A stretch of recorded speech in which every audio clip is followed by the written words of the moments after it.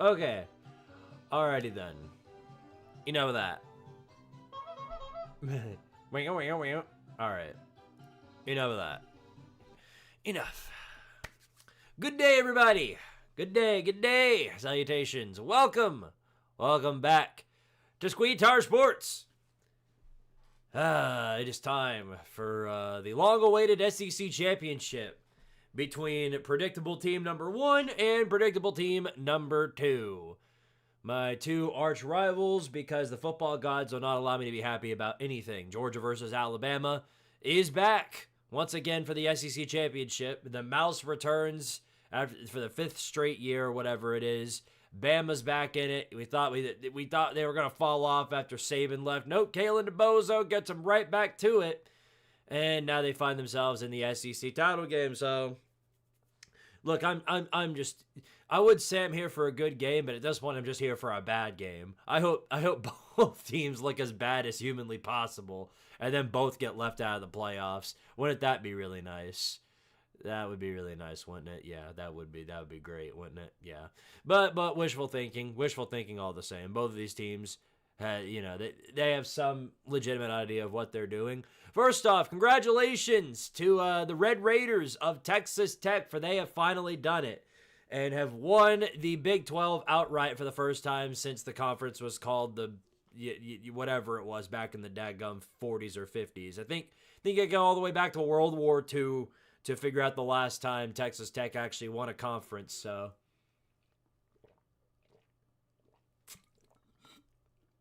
yeah, so as expected, a lot of narratives have come from it. First of all, the first one I've heard is that BYU ain't no good. BYU's a terrible team, worst 11 win team in the history of history. Every SEC team known to man would beat them by 97 points. Believe me, I've heard all the narratives. Yeah, go ahead and tell them, Lane. Might as well be in different leagues, not conferences, different leagues. Yeah, the whole thing. So I've heard all of that, but BYU is a legitimately good team. But it does suck that since they don't have the strength of record, they're not going to go. They're not going to make the playoffs. So I think we all know that to be the case. Secondly, of course, off of that win for Texas Tech, congratulations to the Miami Hurricanes for making the 2025 college football playoffs. I think at this point now, since BYU is going to go down the rankings, Miami and Notre Dame are going to be right next to each other. It is going to be impossible for the playoff committee to ignore that. Now, it doesn't mean that they're going to rank them ahead of Notre Dame completely. I don't, who knows? They should. Everybody knows they should. And they would lose all credibility if they didn't. So we got to keep that in mind going forward. But I think Miami's going to jump Notre Dame. So Yeah, either way, Notre Dame was screwed in my opinion. All the Irish fans are coming out here going, oh, let's go Texas Tech. Texas Tech, save us because we can't get any quality wins ourselves. Woo! And of course, they didn't realize they were screwed regardless because the team that was right behind them was a team that put belt to cheeks on them. So, I mean, we'll see. Again, the playoff committee, you know, I don't know. Well, at what point do you like if they lose, if they somehow screw Miami out of it and put Notre Dame in, then it just confirms that the playoff committee is literally just a bunch of lobotomites. But I don't think that's the case. I think they're going to do the smart thing and they're going to put the Canes in over Notre Dame. If everything goes as predicted, whatever happens, I mean, if Duke somehow wins tonight versus Virginia and then just pretty much screws the ACC out of it, the only difference will be that it's going to be James Madison in the playoffs instead of Virginia, which would be very, very funny for a lot of reasons, because imagine the ACC somehow getting left out of the playoffs behind two G5 programs. Holy hell, dude. I can't imagine it'd be that bad, though. I think Virginia's going to win tonight. We'll see. We'll see. Chaos is the only constant in college football, so it's not guaranteed that it'll pan out that way, but I guess we're due to find out, aren't we? Yeah, I guess we're due for it. First off, I wanted to say, before anything else, if I say this name, maybe it's a better one. See, I don't know why. For whatever reason, it says the username whenever you like. It says like @ and then somebody else. I wish there was a way to fix that on YouTube. But MXNDO. KUSE, whatever your name is. Let's see. Yeah, I'm just going to click on your channel, A-Town. Okay. Thank you for becoming a member of Tardaria. You become a soldier of Tardaria. Thank you for joining the crew, as well as Nash the Second. Thank you both for joining as members of Tardaria. Thank you very much. Of course, tonight is the members only stream with Ohio State and Indiana, the Big Ten championship game of the century right there. Or at least it's looking like to be game of the century. I don't think it's going to be a blowout in either which way. So I think, both teams should put up a really good fight today. And I've been up in the air about who I think's going to win. I picked Indiana because they've been in this situation before where, they get into a closed game and basically have to come from behind. I think that's what it's going to see. I think Ohio State is going to punch them in the mouth early, and then I think Indiana will eventually roll back into it. Both teams will go back and forth, and then I think the Hoosiers will get the final last laugh. So I guess we're due to find out. Ohio State does have what's considered to be the best defense in the country right now, even though Texas Tech is a close second. Texas Tech has looked really, really good defensively. This is the second time in a row now they've just completely obliterated BYU defensively. The Bear was just, he didn't have anything going for him, didn't have any weapons. He had nothing in his favor that entire game. So I don't know if it's going to be like that the entire rest of the way in the playoffs. I mean, Arizona State was somehow able to score a little bit more than Texas Tech to beat them. All right. Thank you very much. Super Nuclear with the 2. Thanks, buddy. Says, I love how the game starts 15 minutes after 4 p.m. Yeah, that's... Whenever it's like when... You know how... You see this a lot of the time with your family, maybe. But you know how, like, your mom will come in your room and then she'll be like, all right, well, we're leaving in 30 minutes. And then 30 minutes come later and... You're ready to go, and they're like, oh, well, everybody else is going to get ready, so we're actually leaving 15 minutes from now. That's basically what this is. That's basically what every big primetime game is. It's always 15 minutes after it's scheduled to start, so they've got to do all... how else are you going to fit in all that time for the Cheez-Its commercial? You know what I mean? Like, how else are you going to show the Cheez-Its commercial 92 more times? You know what I'm saying? I'm sure you know what I'm saying. You get exactly what I'm saying. 25 minutes till SEC Armageddon. Yeah, I would say I'm excited, but God, this is just my 2 biggest rivals at it again, man. I hate this. Sometimes you just gotta hate college football. Sometimes you just gotta despise college football. Sometimes, right? This is the first time we have a stream when Scooter's not here. I'm going to check out the door to see if he's actually out. Scooter? Scooter? Hey, Scooter? You want to come see the people? He does not. He is not interested.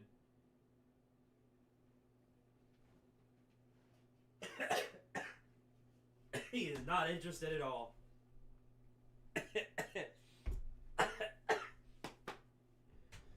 Taking a swig of my drink while I was calling for Scooter and I accidentally choked him. Choked him myself. I pulled the Georgia. My bad. All right. Yeah. Oh, all right. Well done. So, how's everybody else's day going? If you're a BYU fan, then obviously this day hasn't gone well for you so far, and I doubt it's going to get any better. Because no matter what happens, we all know BYU is not getting in. How it should go is, if everything goes as favored, Georgia wins, Virginia wins, Ohio State wins. If those three things happen, then what we're looking at is a playoff to where it should be. The 4 byes should be Ohio State, Georgia, Texas Tech, and Indiana. Those should be the 4 byes. Everything afterwards, you got Oregon, Ole Miss, Texas A&M, Oklahoma, Alabama, Miami, Virginia, and then Tulane. Those should be your 12 teams right there. I don't think BYU is getting in now. There's no chance of that happening. The winner of Miami Notre Dame should be in, so it should be the Canes. And unfortunately, I heard a lot of Vandy fans are coping, and I get it. For what it's worth, I get it. If I were a Vandy fan right now, I'd be pissed. But I'd be pissed knowing that this was the one year that everybody decided they wanted to actually play good.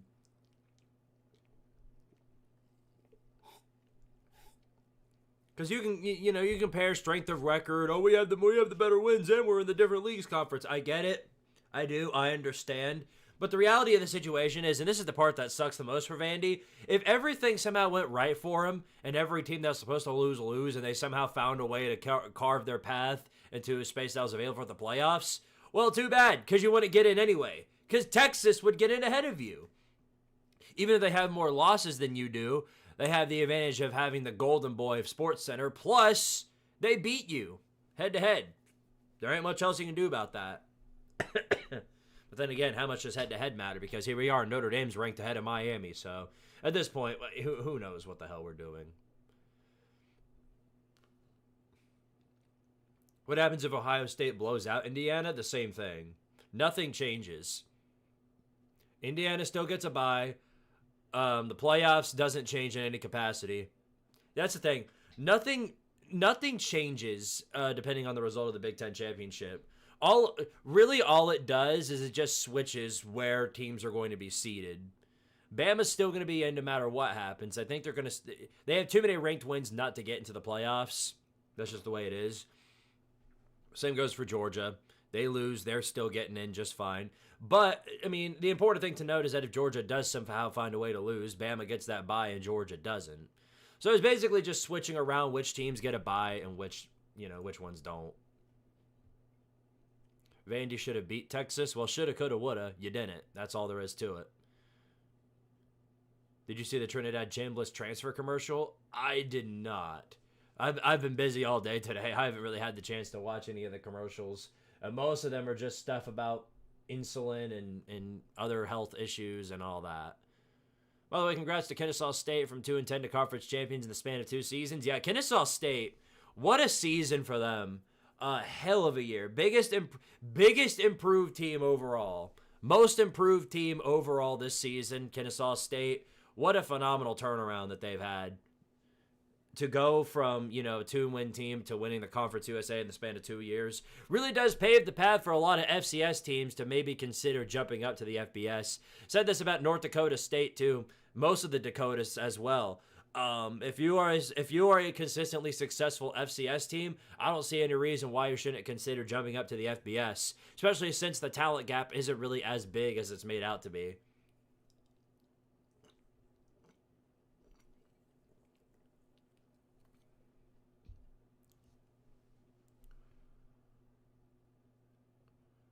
That's why I think Notre Dame is out, because they'll get the FSU treatment. Less of them getting the FSU treatment, more of the fact that Miami beat them head-to-head, and they're going to get the jump over them because of it. That's how I think it's going to go, because when they're next to each other, because they are now that BYU is lost. Why does it say all right twice? I don't understand that. Keemer17, appreciate the follow. Appreciate the membership. Thank you. Welcome to the membership of Tart area. Thank you. But Notre Dame isn't getting the FSU treatment. More of just the fact that they are going to be ranked below Miami. That's how it's going to be. It's going to be impossible to ignore.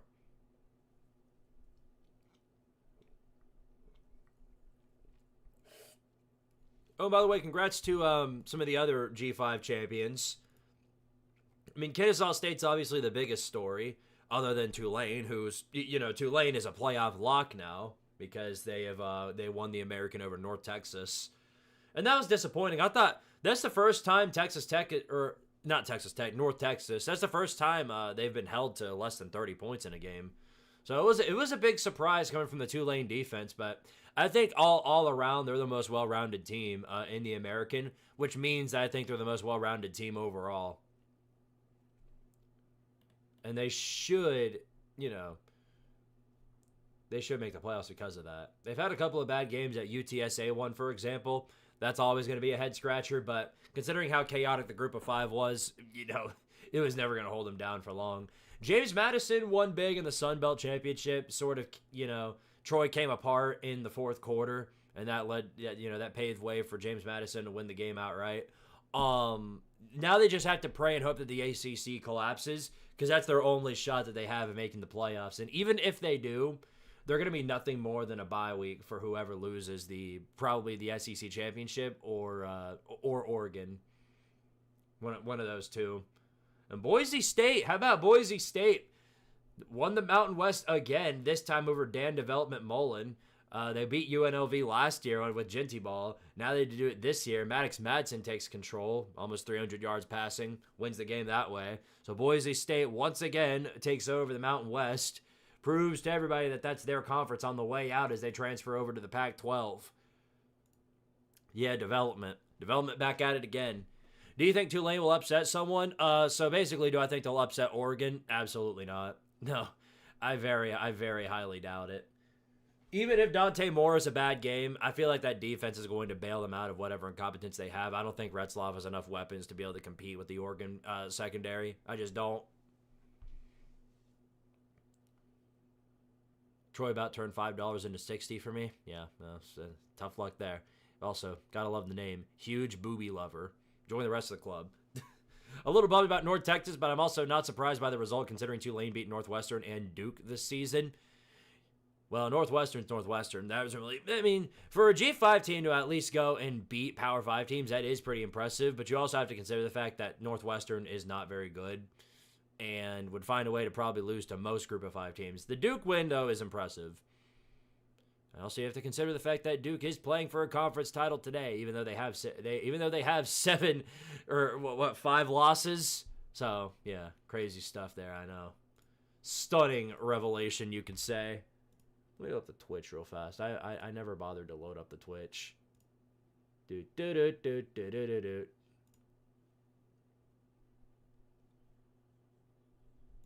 All right. Let me go ahead and put this game on the screen. Not y'all's screen, but my own. Unfortunately, I can't show it. YouTube would banish me to the piss realm. I want my mean machine to kick some Tide into the sun. I guess we're due to find out, huh? Guys, we're due to find out. So far, rematches, Texas Tech, that game went exactly as the first one did, which was funny. Except this time it was sort of a reverse of what happened.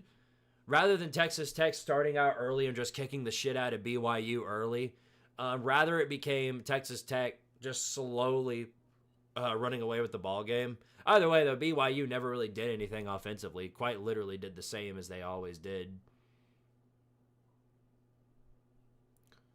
Did you know that they're both playing for a title they won together since 1989?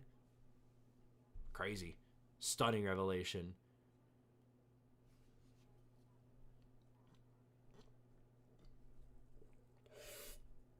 How did Bama make the SEC championship game over Ole Miss? That would be common opponents. That would be how it comes down to common opponents. Because Georgia beat Ole Miss, and, well, Bama beat Georgia, and that's all it comes down to, really. Will Georgia finally beat Bama for a change? I don't know. Perchance. I don't know, because normally I'd just be in favor of Georgia losing for funsies, and because they're my most hated team. But if they lose, then they're gonna end up hosting in the first round, and they're probably gonna make it to they're gonna make it to the second round either way, and potentially they're gonna be a hotter team than the one that's got the bye. It's because we saw last year all the teams that had byes went out there and lost. So I don't know. I guess we're due for finding out. BYU had a first good drive and then clocked out the rest of the game. Yep. That Texas Tech defense, man. If the Red Raiders somehow meet Oklahoma in one of those games, good Lord, man, Oklahoma literally might score negative points. Are you not streaming Tennessee basketball? I only stream Tennessee basketball during the postseason. Especially not while college football is going on. Ball State would win the SEC. Another hypothetical win for Ball State. Ole Miss winning the national championship would be the biggest middle finger and the biggest gift for Lane Kiffin, because LSU is offered to pay the money that LSU is offered to pay some of the money that Ole Miss is going to win if they win the playoffs, which means that Lane Kiffin could get upward of $1 million for Ole Miss going on to win the national championship. Holy hell, dude! I'd be pissed. I'd be livid. Anyway, make sure to vote in the poll because we're gonna wrap it up here pretty shortly. Give it about another minute, and then I'll end it. One of many hypothetical wins for Ball State. That's all they've gotten this year. They couldn't actually win any games.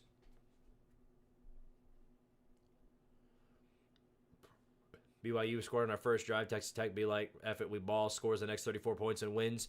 Complete role reversal of last time. Well, not role reversal, but rather reverse. Because last game, Texas Tech ran away with it early on, and then BYU got some garbage points, scored 7 that way, and then that was it. So, literally the opposite. Tulane has more SEC championships than half the conference, and Texas A&M. This got to really sting as a Texas A&M fan, knowing you were one game away from actually being here at 12-0. You were one game away from being here at 12-0. Isn't that just depressing? Then you lost to your biggest rival, and now you're sitting on the couch. No, you're going to make the playoffs, and Texas isn't, but they're always going to have that over you no matter what you do. They're just always... It's going to be like Ohio State and Michigan. You can win the national championship, but all you're going to hear is, oh, Michigan, yeah, well, you lost to Texas. So that's all you're going to be hearing. What about how Texas should win the Natty by transitive property? What if we get Alabama versus Georgia for the national championship? Could happen. It absolutely could happen because the football gods really, really do not like Squidtard in any capacity. UConn got Toledo's head coach. Yeah. Jason Candle. That's a good pickup for him. I never thought Toledo was exactly the best program overall, but he's made them a consistent team in the overall in the G5. So to me, I think they're in a good spot. I think they're in a good spot with Jason Candle. 70 years since Texas Tech's last conference title win. Well, they didn't win. They didn't win a conference. Rather, that was the first time they've won the Big 12, which is absolutely crazy. Because again, the Big 12 championship didn't start happening until recently. So just really puts things into perspective, doesn't it? Absolutely crazy. Absolutely stunning revelation. All right, let me go ahead and wrap up this poll. Let's see what the results are. You guys picked the Mouse. I don't know. I don't know why I'm shocked by that. They are the higher seeded team, and this is a rematch for them, so maybe. But I don't know, man. Like, what was it, the last 10 of 11? Alabama's beaten Georgia, so guess streaks are meant to get broken. But I mean, we'll see. We'll see.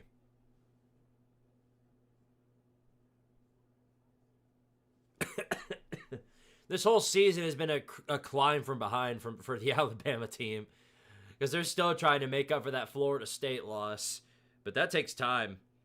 You basically have to win the SEC or a couple of playoff games in order to reminisce what happened, or in order to remedy what happened there in Tallahassee.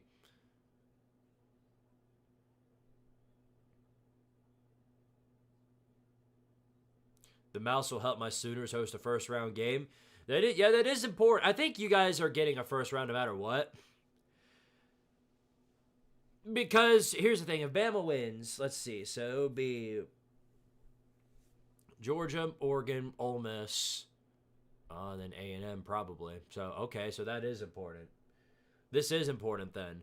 Because, I think if Bama loses this game, they're still going to be in it, but rather than hosting, rather what's going to be happening is they're gonna have to go on the road, and they're probably gonna have to go to Norman.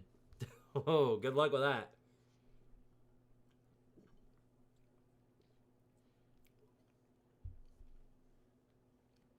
With as much of a disappointment Duck as last week was, we're probably getting a game of the century here because the football gods hate us all. I only hope that it's Ohio State, Indiana, because that's a game. If that turns into a good game, then I won't mind that at all. Because I mean, Ohio State fans are annoying, yes, but I don't have any problems with the team, and they're not my rival, so I couldn't care all that much less. So I'm just hoping for a good game there.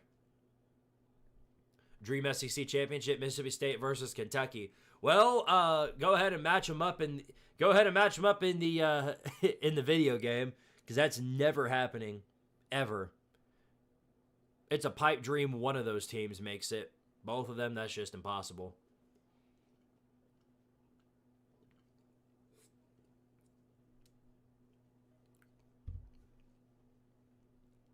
Hopefully the tie will free me from inevitable embarrassment tonight. Well, the good news here for us Tennessee fans is that we don't have to do anything. All we get to do is just sit on here and then watch these two go at it, and we don't have to deal with Tim Banks' bum ass anymore. Well, we will next year, but right now we don't have to deal with that. We eventually when we make the Gator Bowl, we will, but not right now. I don't know why you guys are still saying, "Oh, Tennessee's going to the Music City Bowl." No, we're not. We're not going to that shit ass bowl game. We're going to the Rely Quest. They're gonna throw LSU in that one.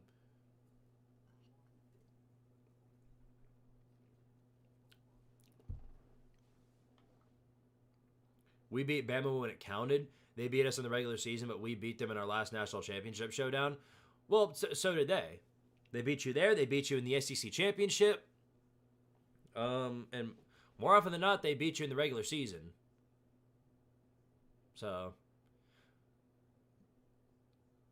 not that I'm taking that away from you. That's a great title win for Georgia. But many wonder what would have happened if y'all played in 2022.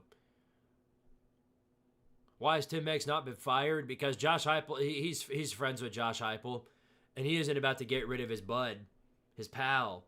He's not going to do that. Why would he ever get rid of his pal? You know what I mean? He's his pal. Everybody else can do it, but not him.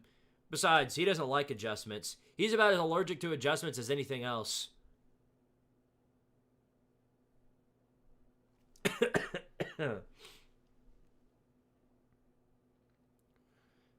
Josh Heupel's about as allergic to that as he is getting first downs on Ohio State. The standard is the standard. Washington's making their trip to the Cheez-It Bowl, baby. Yeah, I saw the Big Ten revealed some of the bowl games that they're going to. They just don't know who they're playing. Let me read some of this so I can see. Yeah. So these are some confirmed Big Ten bowl destinations. Michigan in the Citrus Bowl. That was to be expected. That's probably going to be Vandy. I think, actually, I take it back. That might be Texas. It's probably going to be Michigan and Texas in the Citrus Bowl. ReliaQuest Bowl is Iowa. And I think that's going to be Iowa and Vandy. So it's either going to be Iowa and Texas or Iowa and Vandy. I don't think Tennessee is going to the ReliaQuest. Nebraska is going to Las Vegas versus supposedly former Pac-12. So it's probably a Big 12 team there. I would probably say it's somewhere among the likes of like Iowa State or something. Again, I don't know the conference records. I don't really have them in my mind. Illinois, poor Illini, man. Burt Bielema. This is what you get for getting beat down by Wisconsin. You've been chosen to head to the Music Shitty Bowl. You have been chosen to head to the worst bowl game you can possibly ever go to. I feel bad for the Fighting Illini. But, of course, they don't know who they're playing against because that hasn't been announced yet. And it's probably, if I had to guess, it's going to be LSU. So it's going to be LSU and Illinois. And then Penn State is going to the Pinstripe Bowl. And it's against some ACC team. And more than likely, I feel like it's going to be, if they lose the ACC championship, it's going to be Duke. But it could also be, I think it could be Clemson. It might be Clemson, actually. Penn State and Clemson in the Disappointment Bowl. Yes. Absolutely. Absolutely. Let's make it happen. The moment Nebraska's bowl game got announced, they just started firing people. They fired their offensive line coach, their defensive coordinator. They've been doing the get out button for everybody, except obviously Matt Rule. Too bad we can't do that. He's not Matt Rule. He doesn't have pals. He doesn't have pals. His subordinates are not his pals. And James Madison's, of course, got back. Where do you think Tennessee goes? Gator Bowl. I think we go to the Gator Bowl, and I thought it was going to be against somebody like Iowa.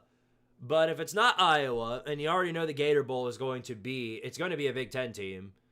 So it's more than likely, I don't think it's going to be, yeah, God, who will it be? So it's not Illinois. It's not Iowa. That's been known. It's probably going to be USC. It's going to be USC or it's going to be Washington. It's going to be one of those two.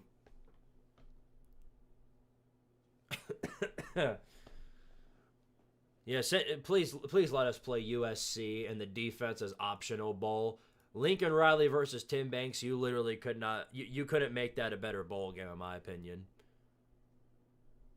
I saw they fired Dylan Raiola's uncle. Tough break for Patrick Mahomes. So I guess he is partly a pal with the quarterback. Anyway, both teams around the field are getting ready to do the coin toss now. Stand up in just a minute. And of course, SEC ref ball as always. SEC ref ball as always is here to make it about themselves. Expect that to be the case for today. Well,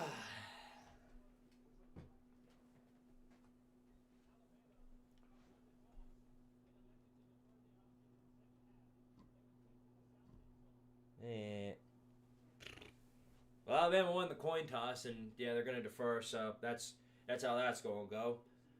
All right, well, even though my team's not playing, I just hope for a good game today, in all honesty. Injury-free type of game is hopefully what we're going to witness here, and may the best team win.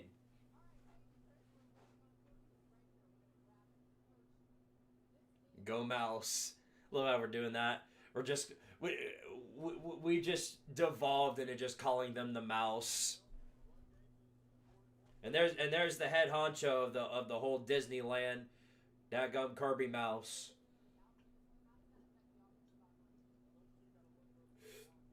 Can you believe these numbnuts are trying to sue Damon Wilson?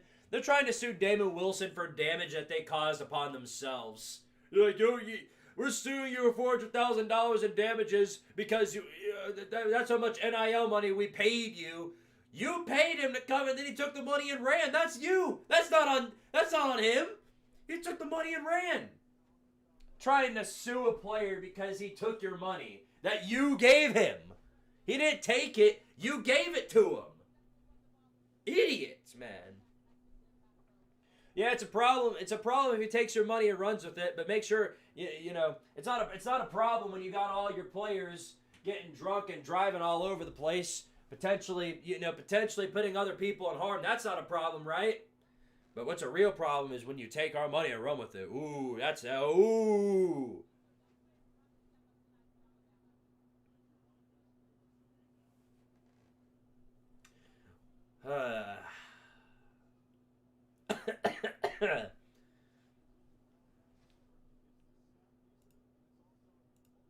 Ay. Well, at least we don't have to worry about a bubble screen meter. Anyway, Bama's set to kick. This one rolls out of the end zone, and it is a touchback.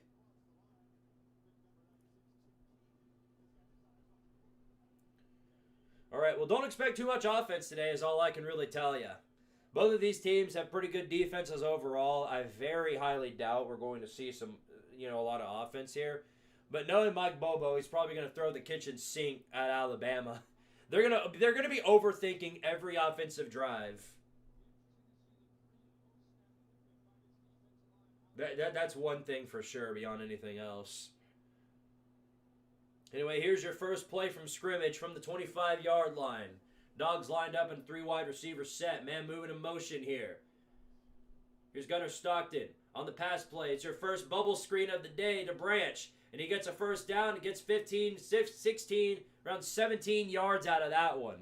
Pretty good bubble screen to start out with. That's one thing I noticed about Zachariah Branch, man. He's supposed to be a receiver that you can always throw to downfield, but rather they've got him as a screen merchant. Anybody else notice that, or is it just me? They've always got Zachariah Branch lined up for a bubble screen or two. It's the Mike Bobo way, the way I see it. Now all the way to the 42-yard line. Line up 3 receivers out to the outside. Moving in motion. Running back. Here's Stockton on a design quarterback run. Breaks through one man, but can't do much more than that. Maybe 3 yards on that carry. So got to the 45-yard line out of that. We need the cheese.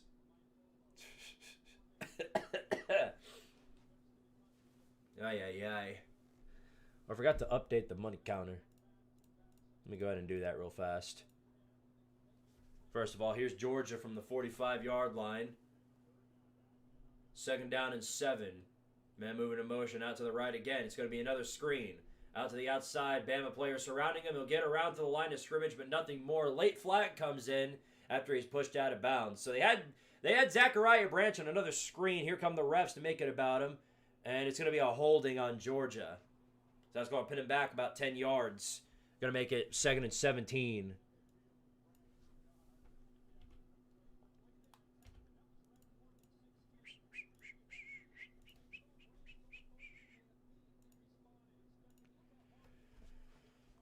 Don't F this up, Georgia. Maybe too little too late on that drive. Now they're pinned back about 10 more yards. Expect the Bama DBs to be playing deep here. Because that's one thing now. Gunnar Stockton, he's got some balls on him. He actually throws deep sometimes. We'll see. 4 wide set. Man in motion. Moving over to the line. Stockton on the handoff. Outside run. And Bama swarms him 3 yards behind the line of scrimmage. A 3rd and 20 coming up. Twitchy Movies, Bobo Screen, Bubble Screen. Yeah, that's daggone right. Appreciate the 5. You know what? Let's do it. Let's do it, you guys. You want to do a Bobo Screen instead of a bubble screen counter? Because I've got it pulled up here. You know what? Let's do it. Let's do it.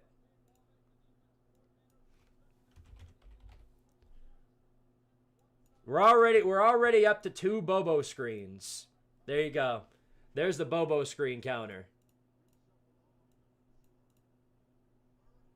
Here's a 3rd and 20. 4 wide set, moves over to 5 wide. Stockton on a quarterback run. Basically waves the white flag. He is shoved down after about 7 yards. So 4th and 13 coming up. They're going to kick right back to Bama. Surprised they didn't line up in a Bobo screen there, too. Zachariah Branch was already lined up outside the line of scrimmage over on the sideline. I thought they were going to throw right back to him. All right, there we go. There's their Bobo screens. So we already got 2 Bobo screens. You guys think they'll beat Tennessee's record? So far, Tennessee's record for bubble screens in a game is I think 12. I think we threw 12 bubble screens against UAB. That was our record.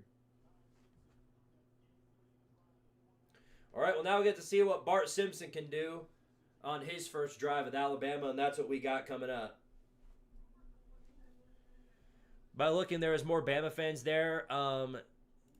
Is there more Bama fans there or Georgia? Well, I don't know. They haven't really showed an outlay of the entirety of Mercedes-Benz, but if I had to be a guessing man, I'd say there's more Georgia fans there because it's in Atlanta. It's driving distance away from Athens. And it's in their home state. Safe to say there's probably more Georgia fans there than Bama.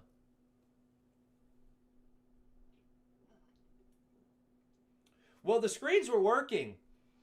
The screens were working to start. They got 17 yards in the first play from scrimmage, and then they kept doing it.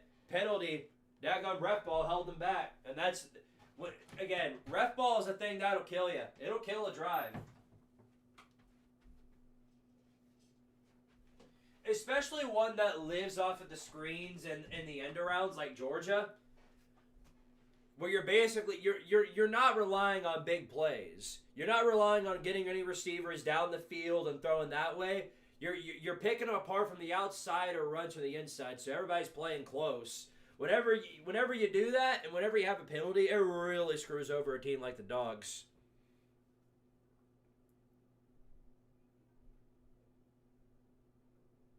Bobo needs to be tried for terrorism. Oh boy. Y'all made it this far with Mike Bobo. I don't see what the problem is. I don't. If you're like Tennessee and then found a way to get blown out by all your rivals, then yeah. If every single year you guys lost to Florida and Georgia Tech and Tennessee and Alabama and every other big opponent that you played, yeah, I'd be pretty pissed too. But you don't. You beat those teams. Speaking of Georgia Tech, guess who's playing them in Atlanta to start next season? That's right, Tennessee. Now, I don't know if it's going to be Aguilar who's going to be playing in Atlanta to start the year, or if it's going to be somebody else. But what I do know is that it's going to be interesting to see. By the way, do we have an announcement on, because I know for a fact Kansas State, since they lost Chris Kleeman, and of course I'm going to be covering that in the chaos for this week, as well as everything else, but Kansas State has eliminated themselves from bowl eligibility as they've chosen to decline the invitation. So now it's left the door open for a 5-7 team to go and play in a bowl game. I guess we don't have any confirmation on who that might be. I heard from one outlet that it might be Rice, which is an interesting choice. I figured they let in a Power 5 team above anything else, but if it is Rice, then so be it. Congratulations to them.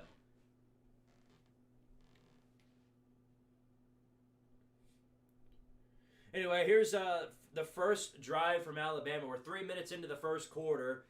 Here come the Crimson Tide, starting from the 19-yard line. We got 3 wide receivers here on the play. One of them moving in motion to the right. Here's Simpson. Hands the ball off up the gut. Maybe 5 yards, if that. It's going to be second down and 5 or 6. Yes, I did hear the return of... And I will be covering that, too. Don't you worry. Don't you worry. All the coaches that have been hired up to this point, head coaches, all of them will be covered. But if Diego Pavia wins his eligibility lawsuit, then Aguilar would also be eligible to play. Or at least that's what we'd all think. We'll see. All right, 3 wide set. Receivers all the way to the right. Here on 2nd and 5. Got to get all the way to the 29-yard line. Bunch formation. Man moved in motion. Going to be a handoff. Right up the gut again. Good push. Decent push. Not enough for the first, but they're going to be about 2 yards short.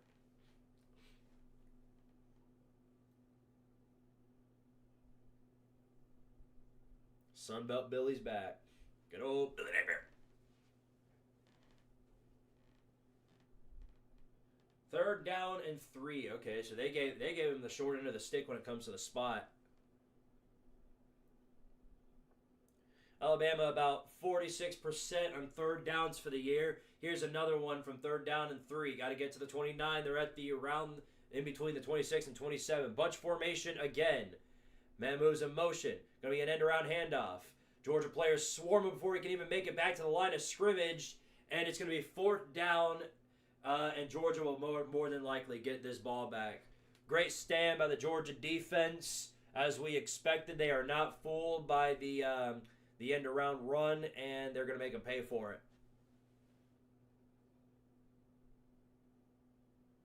Every time I see the number 17 pop up, I just immediately think Ariah Williams, even though he's not the number 17, which is very, very funny. All right, here's the punt. This one all the way from the 15. Georgia rushed that one. They almost got to it. And they're going to fair catch around the 30. Players are getting shoved down. Almost a scuffle there on the right side of the sideline. Can't wait for him to get fired next Halloween so I can do the ghost of Billy Napier again. He's not getting fired next Halloween. No, James Madison is going to keep him around for a while. Again, though, after this year, after the year that they've had, they're gonna have a high ceiling of expectations this time.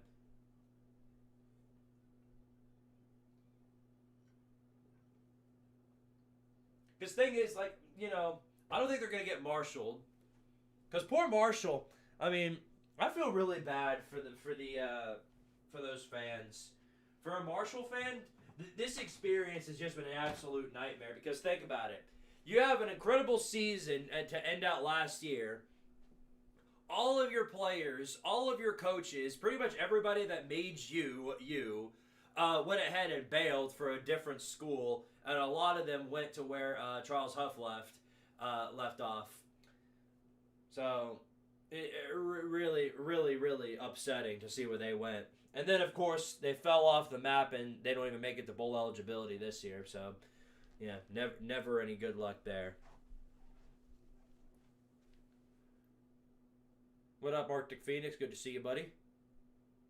This game is going to get ugly fast. I don't know. I think it's going to be more or less. It's just going to be two teams just slapping the crap out of each other, and then whichever one's able to score the most out of like 20, whichever one's able to make it to like 20 points first is probably going to wind up winning it. I need one of these teams to take out Ohio State. Good friggin' luck. That's all I can tell you. In order to shut down Ohio State, you're going to have to shut down the entirety of their offense because, especially for a team like for Texas Tech or Oklahoma, they're going to be so heavily reliant on defense. It's not even funny because their offense ain't moving more than a couple of inches per drive on that defense. You're going to see it tonight too. I think Indiana's going to struggle offensively big time tonight. And it's going to come down to which defense collapses more. And I don't think it's going to be Ohio State's that collapses first.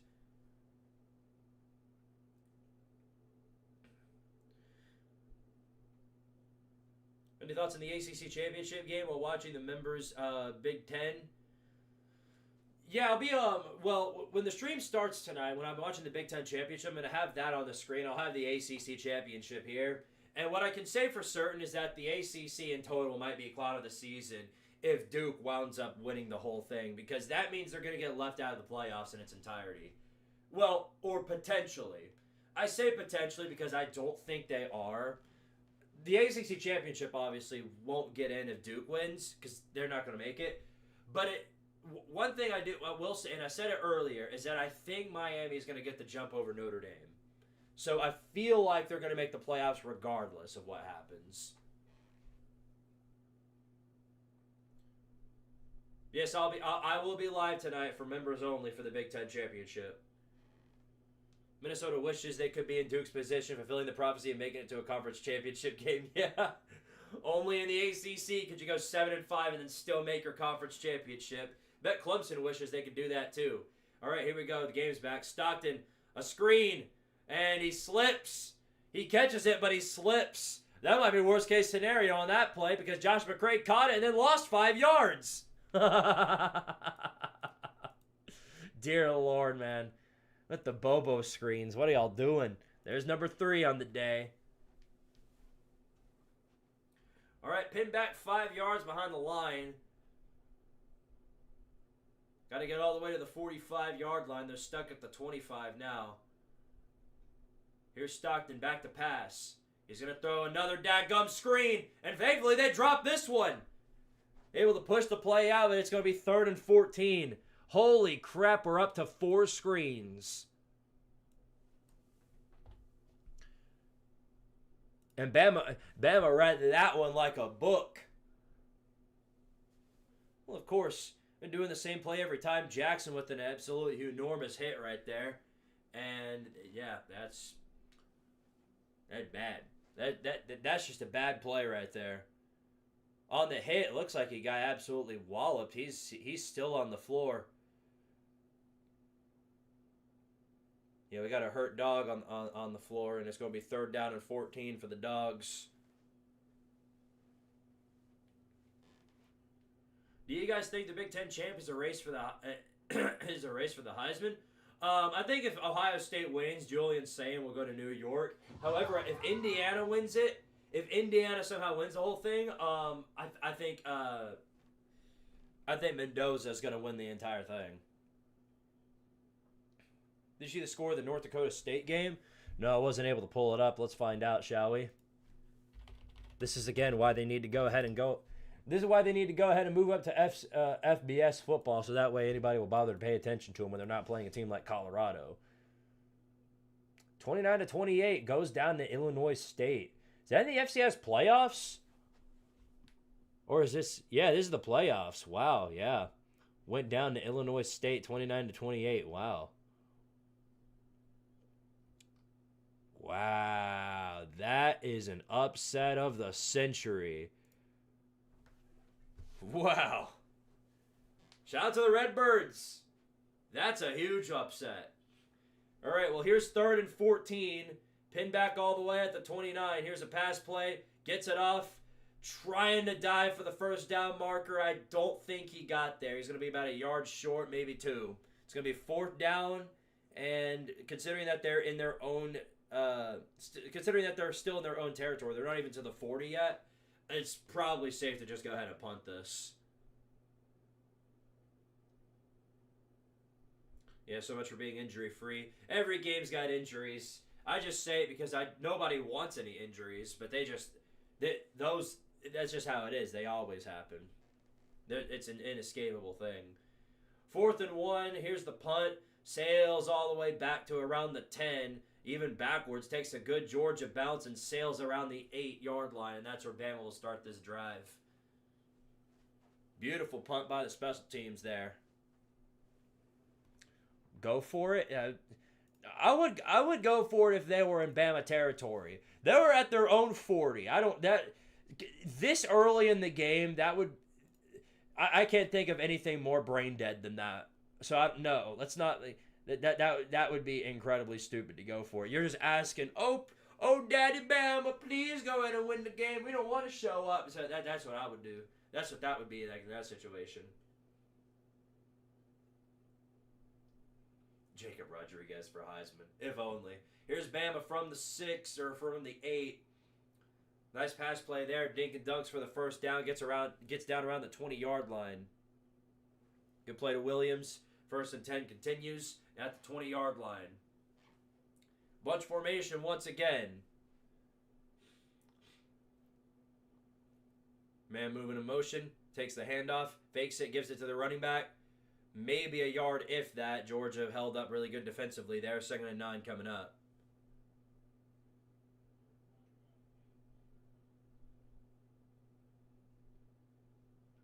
Imagine a Bobo screen on 4th and 1. That's probably what they would have done. Legitimately, that's probably what they would have done. And if this were Tennessee that they were playing against, they absolutely would have done it because Tim Banks' dumbass wouldn't have been able to figure out how to stop it. 2nd down and 8. Bunch of movement there on the play. Now they're in bunch formation. 3 people in the back. Gonna be a handoff on the outside. It's gonna be taking it for himself. And Bart Simpson is shut down. Harris is able to get in there and just throw him to the ground, maybe a loss on the play, and it'll be around 3rd and 9 or 3rd and 10 coming up. They're trying all these big-time run plays to see if they can fool the Georgia defense, and these guys are so disciplined, they're not going to fall for that.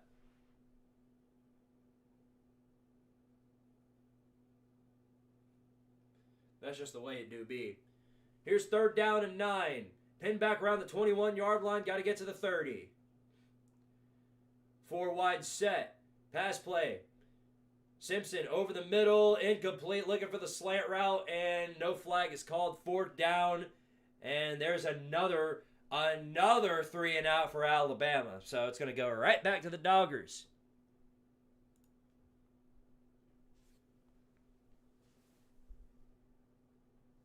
Yay. What a sleep fest we got here.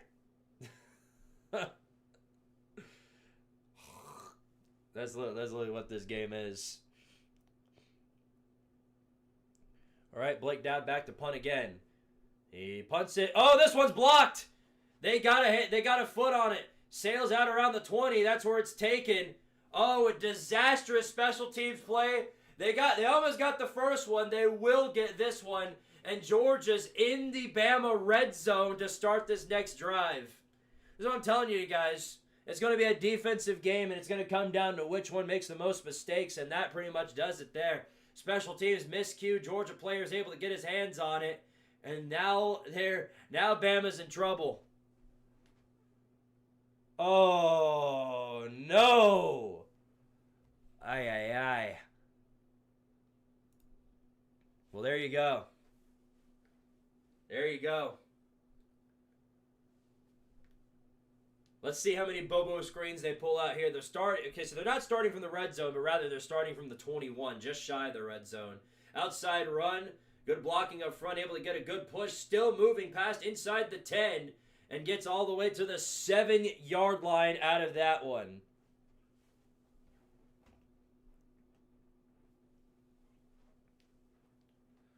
Dangerously close to scoring here, but Alabama's been good about holding back teams here in the red zone.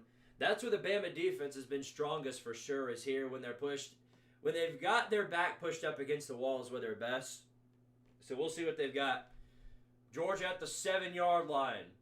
Man moving in motion, going to be a handoff. Straight up the middle. Bama's defense swarms him, doesn't even get a gain, gets a loss. Nate Frazier is pushed back about a yard. Now they're at the 8. 2nd and goal.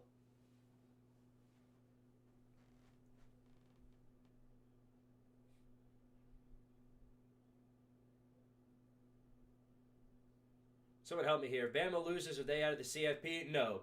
They're still going to be in it, but rather they're going to be right around where they are originally. Maybe a little less. They might be the 10 seed or something like that. But they're going to be 9 or 10. End around play, good run, good push up the gut. Is it enough? Not quite. Going to be about 2 maybe yards short of getting into the end zone by Dylan Bell. Now it's 3rd and goal. Georgia at the 2.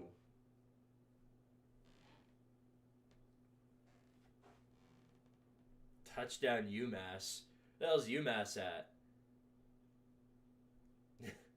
They're playing the toilet bowl this early? I wasn't aware of that.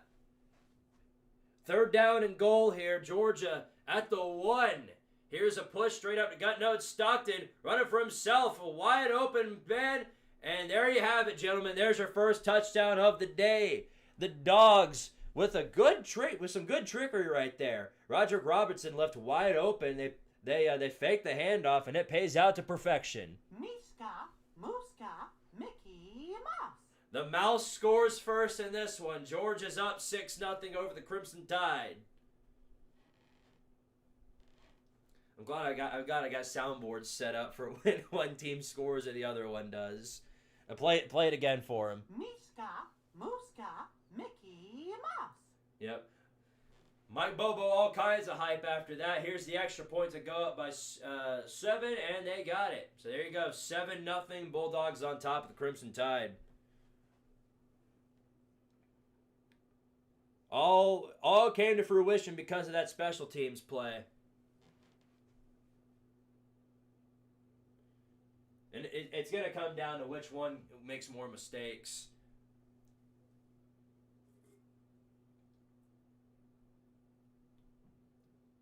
Wow. Aye. If you're a Georgia fan, don't get comfortable. Don't immediately start celebrating. You've seen this all too many times before where the dogs score first, and then all of a sudden, Bama just gets their stride back and you guys fall off a cliff and die. But that is a great start, yeah. Punt block, one of the Mauska tools, yeah. Oh, that's a surprise tool that'll help us later.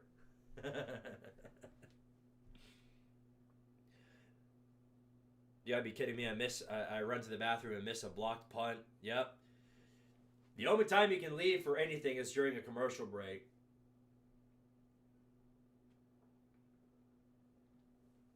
Georgia goes up 28-3 and loses. Now, if it gets to the point where Georgia goes up 28-3, they're winning. No matter what happens, if it gets to that point, yeah, Georgia's winning.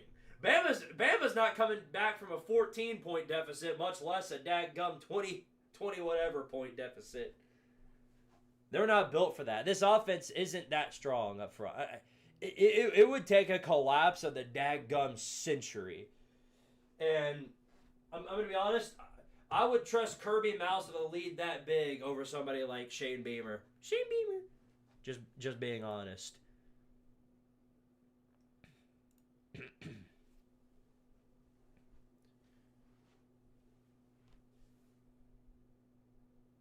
Come on, Mouse, help OU clinch a home playoff game. Yeah. Again, I didn't think of that. Because here's the thing. If Bama does win this game, that means Oklahoma doesn't get a home playoff game. That means they got to go on the road with that dumpster fire they call an offense. Good luck to ya. That's all I can say. Aye. Your defense will need to have a legacy day for anything to come good from that. But, yeah, I don't know. We'll see.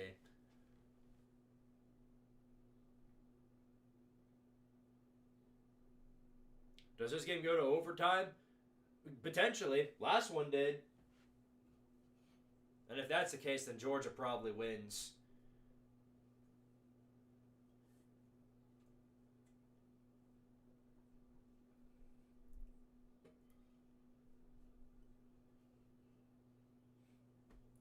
Yeah, like I said, if Alabama wins this game, what's going to happen is I think they're going to get that first round bye. It's going to be Ohio State, Texas Tech, Alabama, and then Indiana. Not in that particular order, but that's who I would think would get the four byes. Maybe they put Oregon. If they put Oregon in there over Alabama, then that would be absolutely crazy. It's just hard for me to imagine a scenario where they don't give a different leagues team a bye. James Stillinghast, appreciate the 5. Thank you very much. Says, I enjoy the tears of Cowboys fans as a Packers fan. Also, F Chicago tomorrow and RIP Iowa State football. Bama doesn't get in if they lose. Iowa State's just fine, first of all. I don't think they're in a bad situation. They poached Washington State's coach, Jimmy Rogers, pretty much out of nowhere. The dude was there for 1 year and then decided to bail him again. So I think they'll be just fine. I don't know if they'll be as consistent as they were with Matt Campbell, but then again, what's been the ceiling for Iowa State football before Matt Campbell? Like what? 3 wins? You know what I mean? Iowa State was a dumpster fire program before the age of Matt Campbell. So wherever they stood before him, they're going to be just fine for at least a few years, or at least for the time being. I guess we're due to find out, right? First down at 10, I almost said the Dogs. The Bama at the 25. Man moving in motion. Simpson takes the handoff. Up the middle, maybe 2-3 yards. Nothing more than. Maybe 3. Going to be 2nd and 7. Having 3 byes for the Big Ten would destroy SEC internet. Oh, the Ohio State fans would friggin' ejaculate everywhere. I've never seen a fan base so obsessed with a conference like Ohio State fans are with the SEC. And it's the weirdest thing, too, because they're the number 1 team in the nation. Their conference is better than the SEC, but they're just so hyper-focused on whatever our conference is doing. It's a crybaby routine, and I can't understand it. Some, inferiority complex. Second down and 8. 4 minutes left to go in the first quarter. Simpson on the pass play.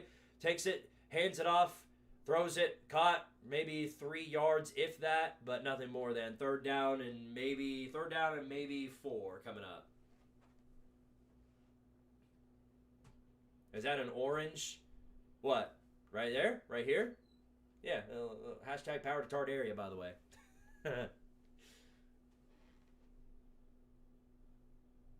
One dream I had, 2 kids just finished making a snowman, then you got there holding a pot of boiling water, you yell, Billy Napier! And then immediately pour the water on the snowman and then bail. Yeah, if the snowman was made by Sunbelt Billy, that's exactly what comes out of it. Melted disappointment. Third down and 4, man moving in motion for Bama. Pass play, looking for a screen. Holds onto it, now throws late. Gets it off to Ryan Williams, who breaks a tackle. First down and a whole lot more. Still running past the 50. And then finally gets pushed out around the Georgia 48-yard line. Leave it up to Ryan Williams to be the bane of Georgia's existence. Making a good play right there on 3rd and 4.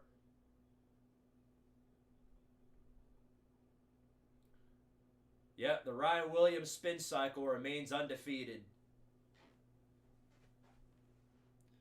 Ohio State is scared of what? Alabama, Oklahoma?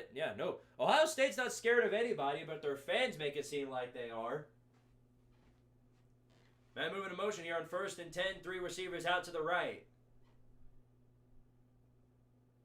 Horton moving back to the left. Here's a play action for Bart Simpson. Throws to the outside, and it is incomplete.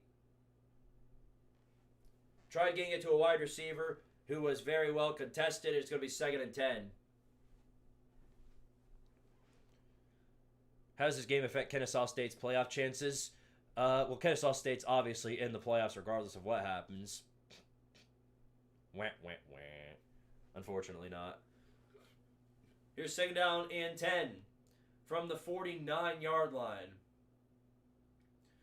Georgia might be bringing a blitz here. 4 wide set. Simpson on the pass over the middle, complete. Got maybe 4 yards, if that, to Bernard, but nothing more than. It's going to be 3rd down.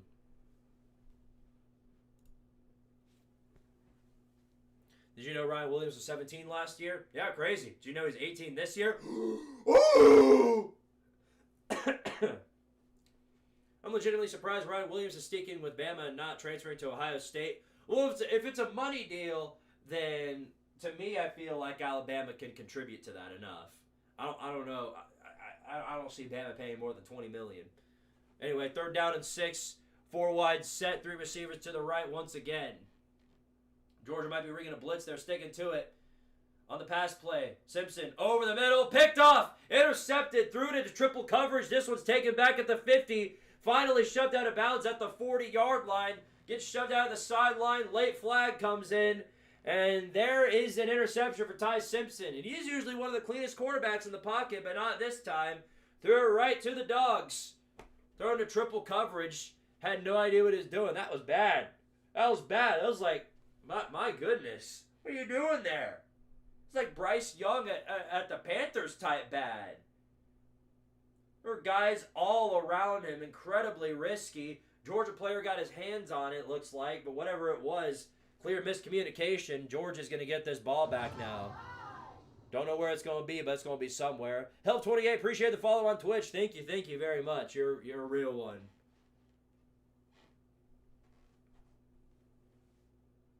Ay. Bad start for the Tide. Bad start. What was the penalty, though? I didn't hear what the penalty was. Oh, that's face mask. That's going to be a face mask on the return man. It's not going to take away the turnover, but it is going to pin them 15 yards back. Either way, it's going to be 1st and 10 for the Doggies around, like what? Let's see. So 15 yards back from the 40. Okay, so they're starting, rather than starting from the 40-yard line of Bama, now they're starting from the 43-yard line of their own. By the way, good field position, and they got a fresh drive out of it. Here's a handoff straight up the gut. Maybe 2 yards out of that one. It's going to be 2nd down and 8.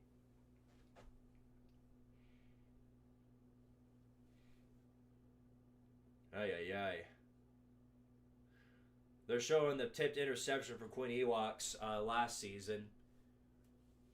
That's what eventually gave them the win there. And now here they are doing the same thing to Bama's. Yeah, Dalen Everett. He's had himself a hell of a year, and he's having he put them in another great position in this one. 2nd down and 8 from the 45-yard line. Play action. Throws on the outside. This one another screen to Oscar Delp. Gets it off complete. And it is caught. Gets around the 50. Hell 28 with the raid. Thank you very much, good sir. Thank you. Welcome, everybody. Welcome. Thank you for tuning in. Here's 3rd down and 3. Pass play for Stockton. Runs up the gut, pushes, and gets the 1st down off the dive. Gets down around the 46.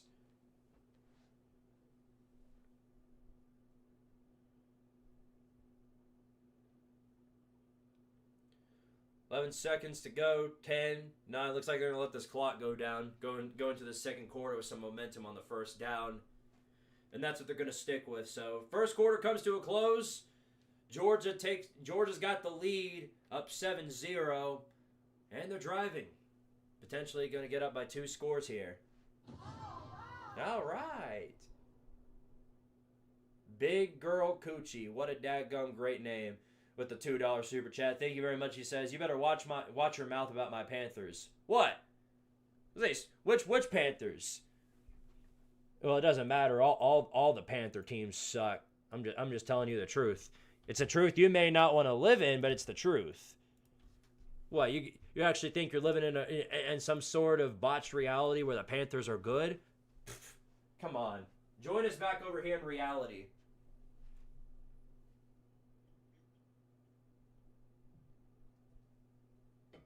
I would count that one as a Bobo screen, but it was a dump off. It wasn't even necessarily a screen, so I'm not going to count it. If Bama gets obliterated, they're eliminated from playoffs. I just don't see Alabama getting in with 3 losses, one of them being to a 5-7 FSU. Well, slippery slope you're playing there if you go with that one. That is a dangerous game for the playoff committee, because what you're doing there is if you kick Bama out for losing in the SEC championship, is you're basically punishing them. You're basically punishing them for not being able to win the SEC championship, a game that they likely didn't even want to be in anyway.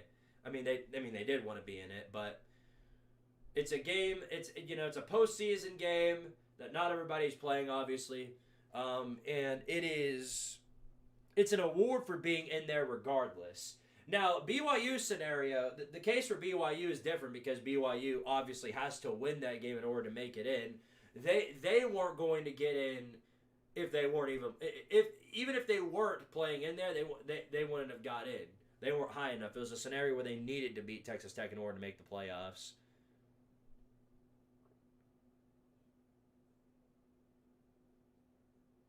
Carolina, they may be shit, but they're my shit. Yeah, that's that. I like the phrasing there. They may be shit, but they're my shit. You're not wrong there. NFC South is the pro version of Tank Conference. or as somebody else would call them, Tank Division.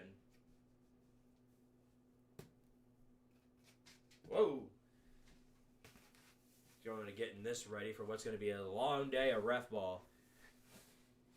You can't punish teams for playing an extra game. If you do, teams will avoid the conference championships. Yeah, that'll really set the precedent in the future if you wound up doing that. If you kick Bama out for not being able to win that game, then that's really bad. The only case, I mean, it was all right for the 14 playoff because it was in most people's minds that they were going to, like, for example, Georgia and Alabama. Like, Alabama wasn't projected to get in, Georgia was, but then Bama won over Georgia, kicked Georgia out, and then got in themselves. TCU, I remember TCU back in 22, they lost their championship game at 12-0. They were projected to make the playoffs. They didn't go down. I don't think they went down any. I think they were number 2, went down to number 3, but that was it. They didn't really go down any for losing that game. But if Bama wins, does that mean no SEC team gets a bye? Potentially. It just depends on where the playoff committee seeds them. That's all it really comes down to. All right, here we go. 1st and 10 for the Dogs. Straight up the gut. No gain there. Maybe a yard if that. 2nd and 9 coming up. Why is my internet choosing now to shit itself? Just refresh the page. That would probably help. I don't know if it's like that on Twitch. But yeah, I think if you refresh, you should be fine. They should just get rid of conference championship games? I don't think they should. I don't see why you would. In some cases, it's an opportunity for playoff teams that aren't able to get in to maybe have a shot of getting in. Handoff straight up the gut. Good push. Still going. A good push right there. Is that going to give him the 1st down? Yeah, no whistles blown until after the play's over. It gets all the way to the 35-yard line, and Frazier gets Georgia another 1st down. Wow. That's man ball energy right there. Look at that push. Just would not stop. He just kept going.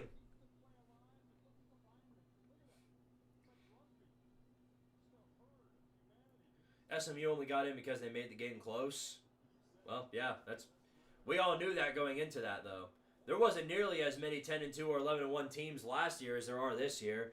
Here's another handoff right up the middle, and it gets maybe 2 yards out of that one. Georgia's just trying to just show their will. They're just trying to keep pushing up the gut, and it seems to be paying off for them right now. We'll see how long it takes before they go right back to the Mike Bobo screens.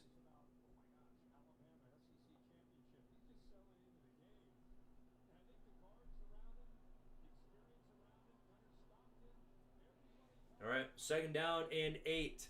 This one from the 33-yard line. Dangerously close to making this a 2-score game. Handoff right up the gut. Bama sees this one coming and shuts it down behind the line of scrimmage. Georgia will be right back to where they started.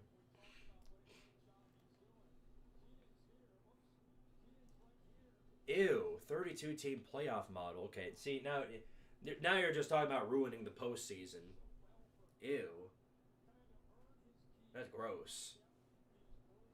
Besides, that would last forever. No, I think it's fine where it is. Leave it where it's at and don't change it. If you don't get in at this point, you aren't good enough to make it. That's just how it is. We don't need to see a daggum 8-4 Iowa score 12 points and then lose immediately. Nobody wants to see that. Anyway, good push here on 3rd and 8. Still going. Good enough again for the 1st. No, I think they blew him a yard short, but it was a great push up front by Stockton. It's going to be 4th down and 1.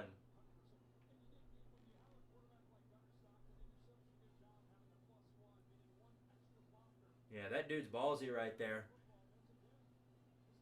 It's like a Riley Leonard type of quarterback. He loves running the football on his own. And Georgia's going for it here on 4th and 1, literal inches away from the 1st down marker. And expect the quarterback push here. That's exactly what they go with. And the man ball is good enough. Stockton gets the 1st and a couple of more yards out of it.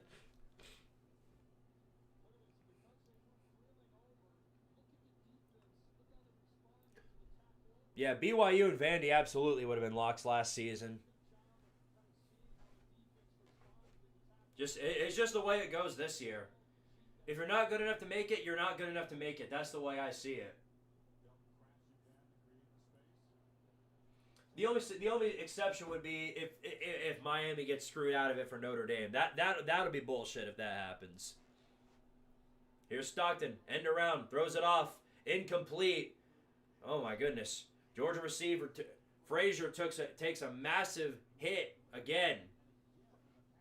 The Bama defense is definitely strong up front, but it doesn't look to be strong enough to stop them. It just looks to be strong enough to make him second guess catching the football.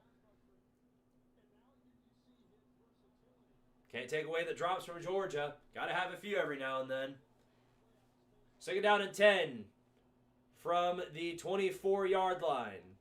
3 wide set, Stockton back to pass. Looking for a receiver down the field, throws it off to the outside. Got a man wide open who's drilling down the way to the 4-yard line. Dylan Bell, 1st and goal, Dogs from the 4-yard line. Dangerously, very, very dangerously close now to making this a 2-score game, potentially 2-touchdown game if they get these last 4 yards. Amassing their will here on the Bama defense now, especially the secondary. South zone coverage Caught getting cooked again. First and goal now. Dogs at the 4-yard line, as previously said. Bunch formation. Expect the handoff up the gut. That's where they go. Frazier, though, is shut down. Don't think he got a yard out of that. Maybe lost one. It's going to be 2nd and 5. Miami will be good enough if Bama gets blown out. Miami's in anyway, I think. Now that BYU's out of the conversation, I think Miami's in regardless. Both of these teams are. I'm telling you, they're gonna jump Notre Dame. That's what I think's getting ready to happen. Notre Dame fans are gonna be crying about it, be like, "Well, we were ranked ahead of them this time." And no, you shouldn't have been, but they can remedy that mistake. Pre-snap flag there on 2nd down. Some pushing and shoving after the play, but I don't think that's gonna make a difference. I think there's gonna be a false start on the Dogs. Yes, it is. Pins him back 5 more yards. It's gonna be 2nd down and 10, or 2nd down and goal from the 10.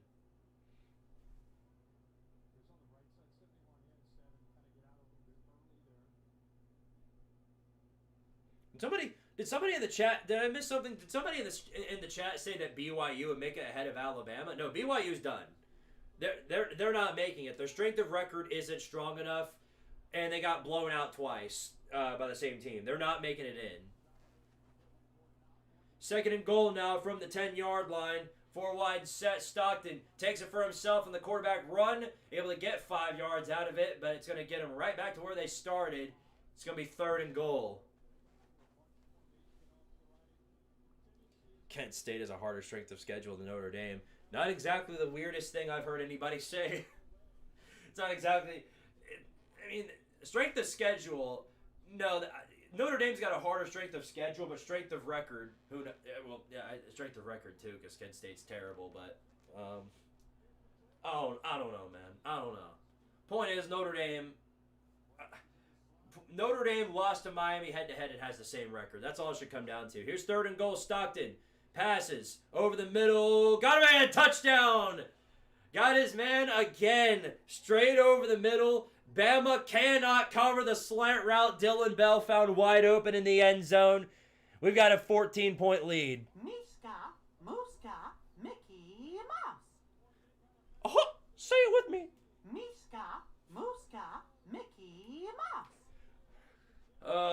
We're getting close to having to play the full-on Mickey Mouse Clubhouse theme the way this is going.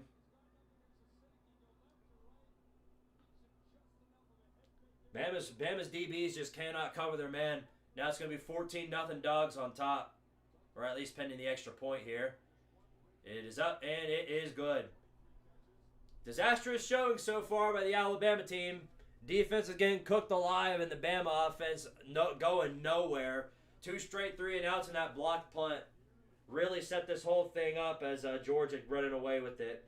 Plus, they have made several mistakes early in this game. Not looking good. Not looking good if you're a Bama man. Kalen DeBozo getting cooked with the black hoodie.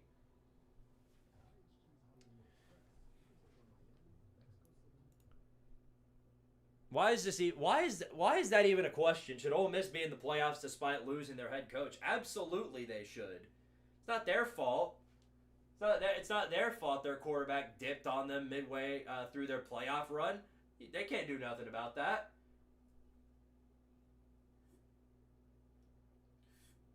With Chris, I almost said Chris Beard again.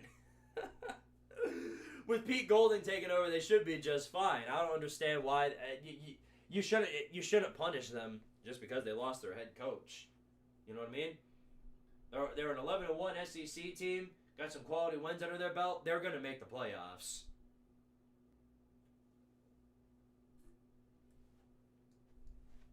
Who do you hate more, Alabama or Tennessee? See, that's a trick question there. Because, anybody be like, well, obviously Alabama because Tennessee's my team. But no, that's a good one. That's a good one. Because Tennessee makes me question my life, too.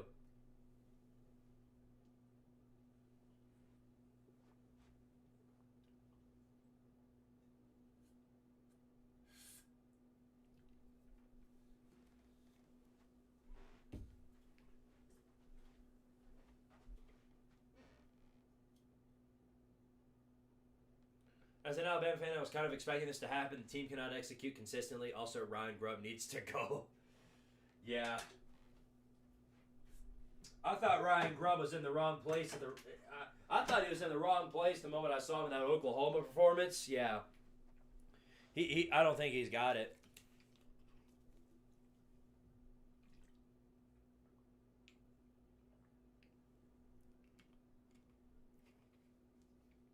If Duke wins the ACC, I have a feeling Notre Dame will get in over Miami. I don't think that's right, but losing 2 in the conference with an 8-5 champion, it's the committee. I wouldn't doubt it. Well, I'll say this much. Whatever happens in the ACC championship has nothing to do with Miami. I mean, it makes the conference overall look worse, but that's not on the Canes. I think the only thing that was going to change what happened would have been if BYU wound up winning. That to me, that would have changed everything. Because if BYU won, that would have meant both of them get left out. But BYU lost, so they're not getting in. But one of the two between Miami and Notre Dame is, and when they're next to each other, at that point, it's literally impossible for the playoff committee to ignore it. And at that point, if they flat out ignore it, then what else can you say other than that they have an inherent bias towards Notre Dame? And I hate to be that guy's like, oh, Notre Dame bias, because that's stupid. But they're going to have to, I'll tell you what, they're going to have to explain themselves in a rational format that we understand if that winds up being the case. And there's no way that they'll be able to find a way to do that other than just outright saying we like Notre Dame more than Miami. There's just no way. And this is coming from a guy who's been getting hassled way more by Miami fans than Notre Dame fans. After I made that Miami video, I have gotten a full collection of crybaby Miami fans, and my comment section is in my chats. Let me know about how Miami would be touched today on neutral field.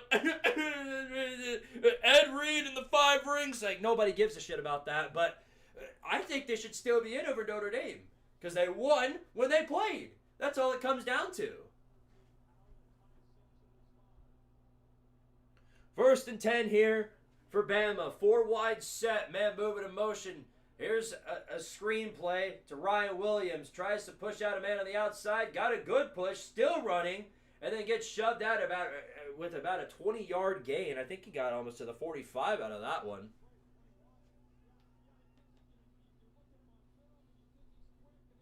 Ay.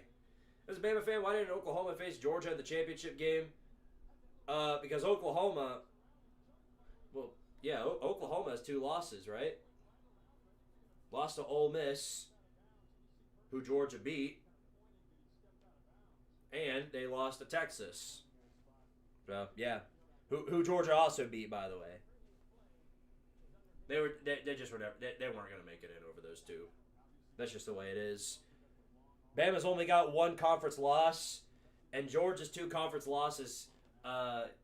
Well, one of their conference losses came over a team that Texas. Yeah, one of them came over a team that Oklahoma lost to. So it's very convoluted, I'll say. The SEC overall is especially convoluted because of how many teams wound up winning like 10 games. Yeah, the different leagues conference, hard to understand it.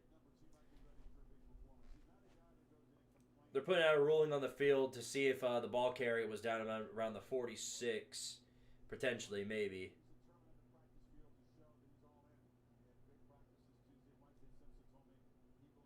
And I heard, yeah, Texas is not making it in, you guys. Texas is not making it in over... They're not going over Miami and Notre Dame. So you can stop that right now. They might be ranked ahead of Vandy because they beat Vandy, but they're not making it in the playoffs. That's not happening. I promise you that. Well, I can't... Okay. I can't promise you that. I can't.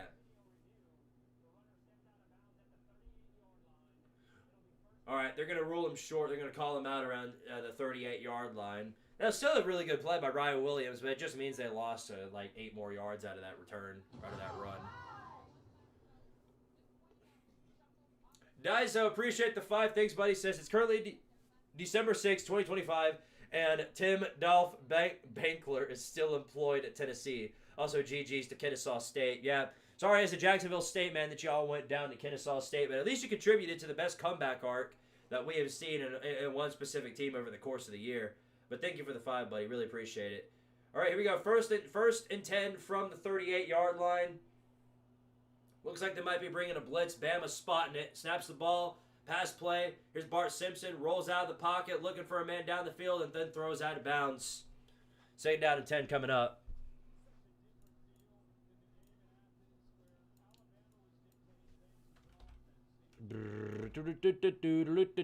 All right. If anything, this boosted Alabama's resume because they beat this same Georgia team. Yeah, but if they lose to them, they're going to be 10-3. They're either fighting for in my opinion, they're either fighting for what's going to be a first-round bye, or they're going to be playing on the road, probably in Norman. 2nd and 10, pass play. Simpson throws outside, batted down the line of scrimmage by the Georgia defensive line. Ever so strong wall of death, and it's going to be 3rd and 10. Tell you what, if Texas Tech winds up facing Georgia, it's going to be very interesting. Because one thing I will say is that both of these D lines are incredibly powerful.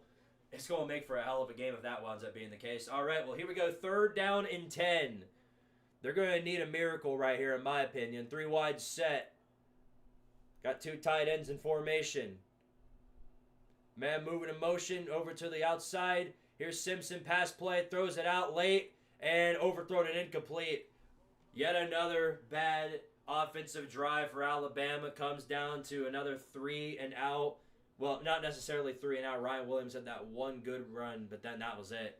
That was it. Everything else just collapsed on him.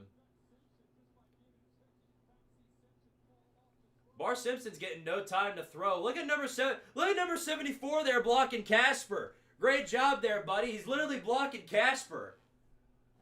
4th down and 10 now for Alabama. They're going to have to punt this ball right back to Georgia. Expect him to get it out pretty quick, and he does. Sails all the way down to around the 20, and that's where it'll be taken. Fair catch right there by Branch. Who do you want to win this game? In all honesty, because Georgia is my most hated team, I'll never say I want Alabama to win. I'll just say I want Georgia to lose. I have to phrase it that way. If we lose, I hope we go down to number 10 just so then we don't play Oklahoma again in the first round. Well, if you don't, you might be in a worse scenario. I'll say this. You might be in a worse scenario. I think you've got better odds of going into Norman and winning that game because all that means is you're going to be going to College Station. Do you like your odds better with Texas A&M than you do Oklahoma in a rematch? I don't know about that. Why the hell does everyone in your Discord server have the Bulldog rule? What do you mean?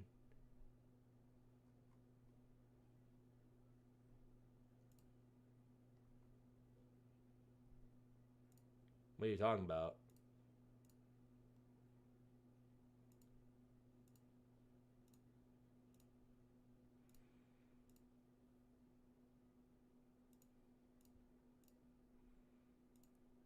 We don't have like a rogue mod, do we?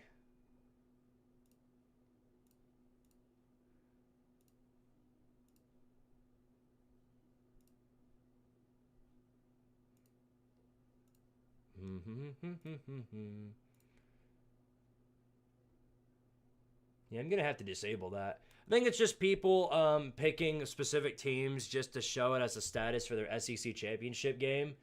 And then they go back and turn it off afterwards. Or at least some of them do. I can't say that for everybody, but some of them do. I was going to say, if we got a rogue mod, that would have been really annoying.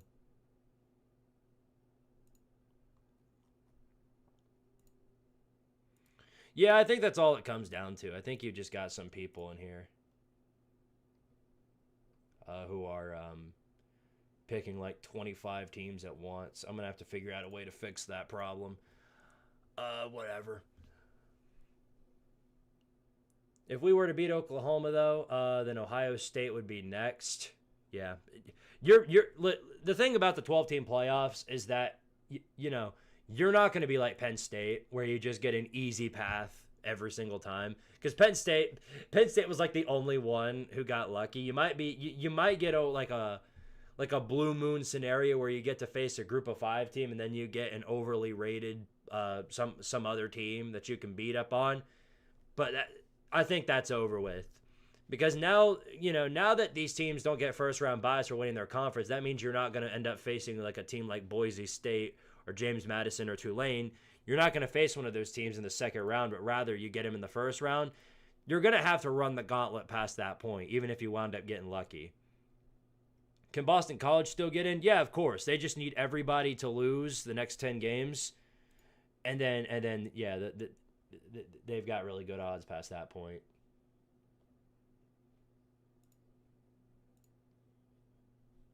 All right, well, here we are now. Game's back on. 7:29 left to go in this half. Georgia's got the ball back, set at the 20-yard line. And around play, man in motion. Gets a good play out of that one. Gets past the 30. Nearly got away from everybody. But he's going to be shut down around the 32-yard line. Could Oklahoma go on a Cinderella run and beat Alabama and Ohio State? Well, the question there becomes, can Oklahoma get an offense? It's Mickey Mouse's clubhouse, and we're all just living in it. Keep that quote in mind. I might use it. I might use it for chaos. Stockton on the pass play, throws it off. That one is a screen. Gets it off. And this one's not to Branch, or rather Nate Frazier. So we are going to count that one as a Bobo screen, and now we're up to 5. 5 Bobo screens. Well, as I said earlier, it was going to be hard for Bama to come back from a 14-0 deficit, and that's exactly where they found themselves in.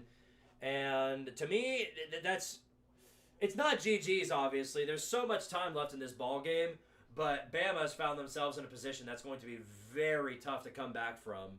Sitting down in 8 now, around the 34-yard line. Bobo screen, connects, got it to a man, spins out one dude, manages to get past the line of scrimmage, but nothing more than 2 yards. And as soon as I put another Bobo screen, guess what? They run another. We're up to 6. 6 Bobo screens. That's half of what's needed to beat the record. God, even when it comes to the bubble screen counter, Georgia's still going to beat Tennessee, huh? 3rd and 6. 3 wide receivers out. Man moving in motion. Running inaudible, it looks like. Bama's got the entire sun coming at him from the looks of it. Pass play for Stockton. Looking, they're bringing pressure on the edge. Gets it off late. Well overthrown and incomplete. And Georgia gets their offense shut down. And Bama's going to get this ball back with about 5 minutes left to go in the first half.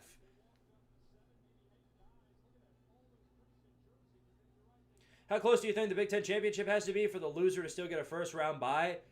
I think it's going to be a close game either way, but unless either team loses by like 20 points, which I don't think is going to happen at all, then yeah, they're going to get a first-round bye, in my opinion.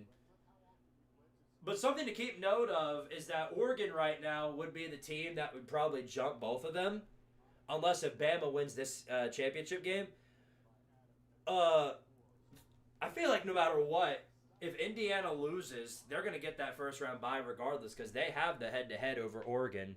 It would be pretty dadgum stupid for Oregon to get the first round bye over Indiana despite the Hoosiers beating the Ducks in the only game that they played against each other.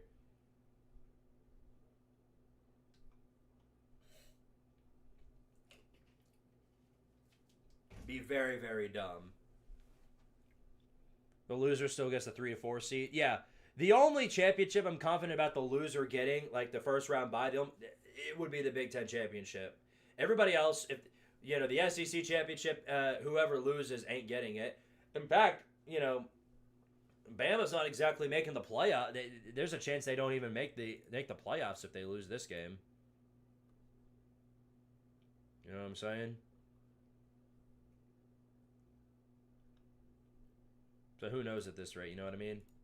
Nobody does.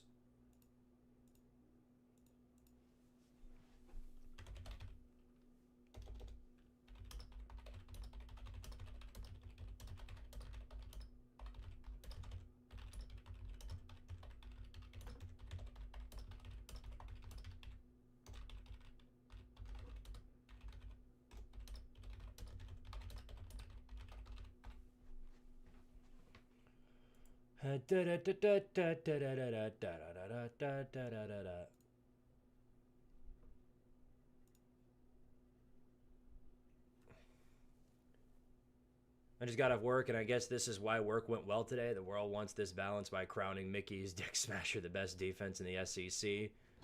Yeah. Plus, they've got to show how great Georgia is because they beat Texas. And if you know anything about that, then you already know they're going to try and make Texas look really good. Twitchy Movies with the 5 thanks, buddy, says, does anyone kind of wish college football had an NIT tournament like basketball or play some bowl games with it? And I think it would be crazy as hell. Oh, it would be entertaining. It would absolutely be entertaining. I know that for sure. There would be some really, really fun games to come from that.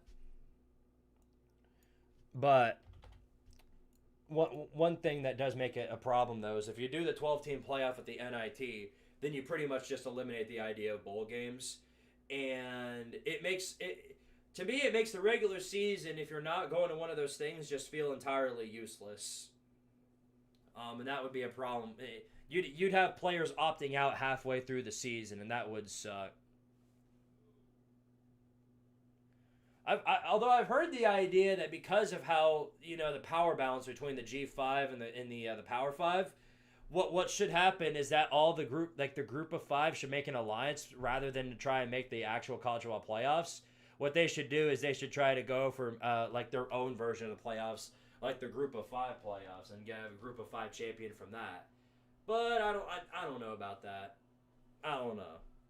I'm not a big fan of it. Anyway, here's Bama lined up in the bunch formation at the 25-yard line. Man moving in motion here, moves over to the left. Here's Bart Simpson on the handoff straight up the gut. Maybe 3 yards out of that. 2nd and 7 coming up. I might need to chug my own bottle of Michelob Ultra tonight. This game is complete torture. Oh, good luck with that. Good luck with that. I almost got sick off of that one I drank earlier. That was awful. Do not recommend. Tennessee and Texas are one and the same. Gouging how good your team is by saying you beat them 9 times out of 10 means you're ass. Well, Tennessee and Texas are not one and the same because Texas pretends that they're good when they're ass. Tennessee fans know that they're ass. Or at least most of them do. Anybody that's not trying to say anything different is... Anybody that's trying to say anything different out of that is potato. Anyway, Ryan Williams with the spin cycle, undefeated there. Gets about 5 yards out of that one. We'll be looking at a 3rd and 2.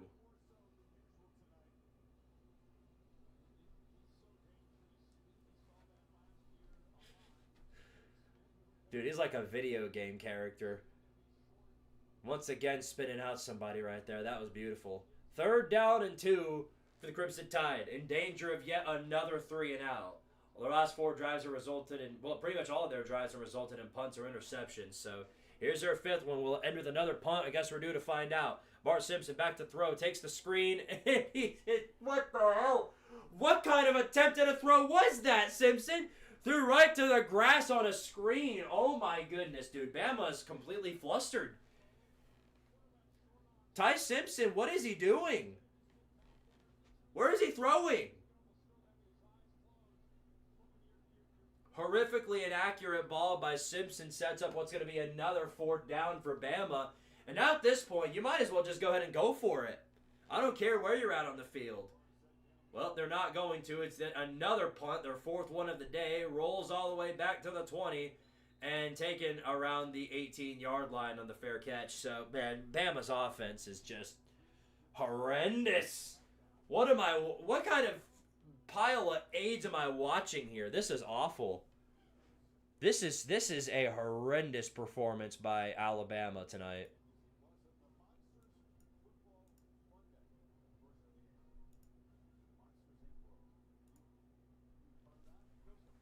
This is getting bad.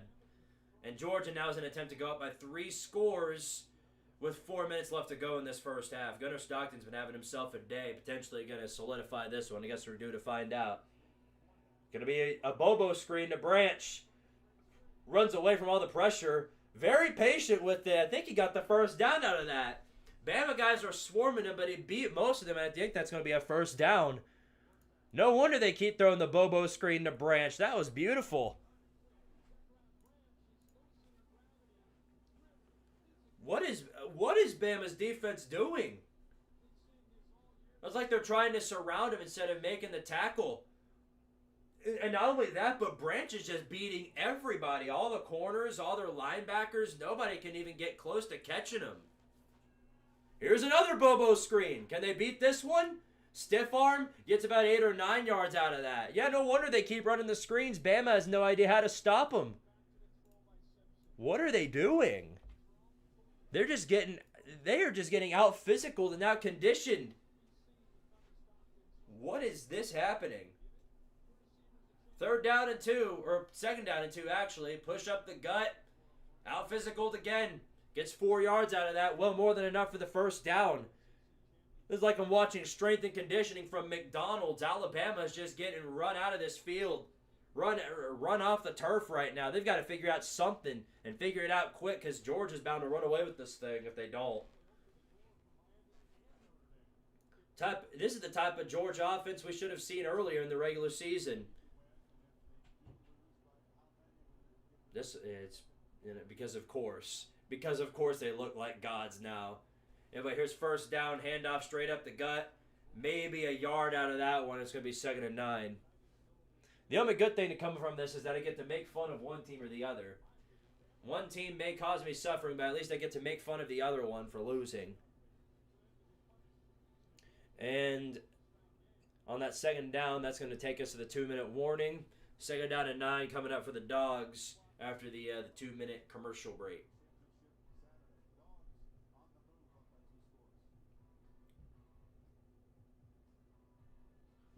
No, if you're a Georgia fan and you're expecting more from Bama and that's hurting you, no, you should be celebrating right now. Well, okay, not celebrating. Remember, I've seen Bama come back from some bullshit, kind of like y'all have. But you should be happy with how this is going. You want to beat them down. You want to make a statement to the committee that you mean business.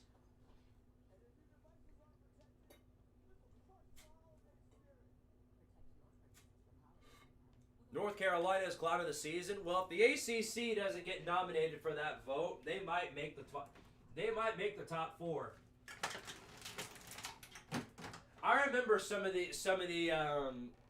talking heads from the ACC actually trying to prop up Bill Belichick and being like, "These guys want to play for a championship level coach." Brother, Bill Belichick, this is his first time ever seeing a college football field. What do you mean championship level coach? In fact, he won a bunch of Super Bowls means absolutely nothing when he gets to the college leagues. They're 2 completely different things. Different leagues. Lane Kiffin can tell you all about it. Let's hear it, Lane. Tell him, Lane. Tell him. Lane, tell him what it is. Might as well be in different leagues, not conferences, different leagues. Exactly. Different leagues. Keep it real. Like, come on. But they tried all they could to prop him up, though. They tried to make it seem like he was going to come in and instantly know what he was doing when he didn't. And my goodness, did he not. Holy hell, they look bad. UNC is so lost that not even the Paw Patrol can rescue them right now. There's nothing that can rescue that. Especially them. The only thing that can save them is actually getting a real head coach instead of a guy sitting on the cuck chair and watching his cheerleader girlfriend do all the work. And she's doing them absolutely no favors for clown of the season because her, I don't even know how to describe it, man, but it is obvious that she is in this role for attention. She does pretty much everything that I've ever seen her do has basically been her trying to reach out for attention. Because she tried, well, first of all, the Goxer, appreciate the follow on Twitch. Thank you, buddy. Thank you. But everything that she does is like, her saying that she was going to sue that guy on Instagram, holding up her credentials in an Instagram post saying, "By the way, I'm suing you." Like, what rational person does that? It's just awkward, man. Any official figure of any big-time university, or any university for that matter, should not be getting on talking about how they're going to sue people, talking about all this other stuff, and we don't even know we don't know the truth about their relationship. I mean, we know that they're together, but that's all we know because she won't tell anybody about it. Anytime the question comes up, "Oh, we're not going to talk about this." You know what I mean? It's just the whole thing is just odd. everybody would more than likely forget about it if North Carolina was actually good, but they're not. They're terrible. So that does them no favors. Anyway, here's 2nd and 8. Stockton rolling out of the pocket. Plenty of time to throw. Runs for himself. Gets about 5 yards out of that one. Sets up a 3rd and short here. Yeah, I'm going to have a poll for Clown of the Season. And North Carolina will probably be in it. Can't confirm that, but they could potentially be one of the finalists. The only ones set in stone right now for finalists or Clown of the Season, in my opinion, are Clemson and LSU. The other two are still up for grabs. But you'll know in due time. I'll tell you that much. Here's a 3rd down and 3. 2 receivers, man moving in motion. Going to be a handoff. No, Stockton. Back to throw again. Gets it off on the end around. It is caught. Slides down maybe a yard short. And it's going to be 4th and inches with about a minute left to go in this first half.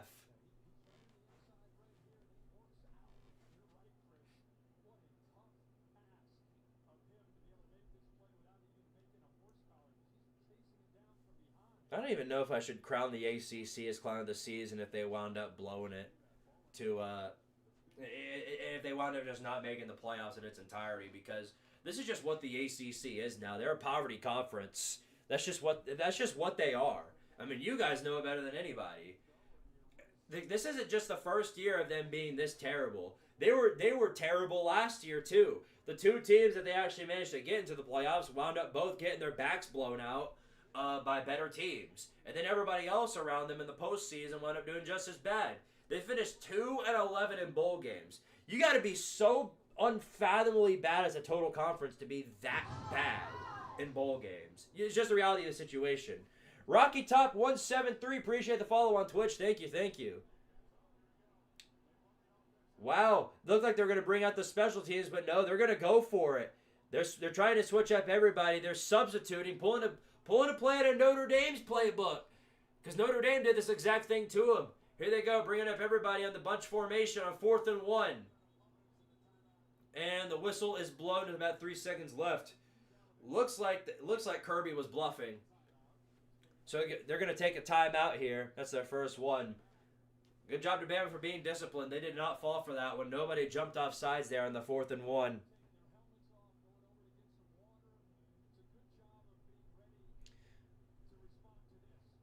Yeah, Penn State's probably going to make it in too. So there's one spot up for grabs more than likely, but right now, yeah, Penn State, Clemson, LSU, they're 3 teams that are absolutely more than likely in it. It's not Heupel's fault that DC's got to go. Well, it is Heupel's fault for keeping him around as long as he's been around. 4 years, the defense has yet to improve. We were James Pierce and Jermon McCoy merchants. You take away those 2 players, and the defense turns to liquid AIDS. And that's all it's been. Remember, this is the same team that let up 63 points to Spencer Rattler in South Carolina when they somehow got shut out by Florida the week before. Anyway, so it looks like Kirby's not bluffing. They're going to go for it on here on 4th and 1. Send a man up the gut on the outside, and he's got it. 1st down, Georgia. That could potentially be a dagger right there. There's plenty of time left in this ball game, but now Georgia's in a prime position to put up what's now going to be 3 scores. They're going to go up by 3 scores on Alabama potentially. Ay. And they just can't stop them. Again, strength and conditioning from McDonald's. These dudes are just too slow to stop anything. Stockton on the pass play right there, batted down, nearly intercepted. Dodged that one like a bullet. 2nd and 10.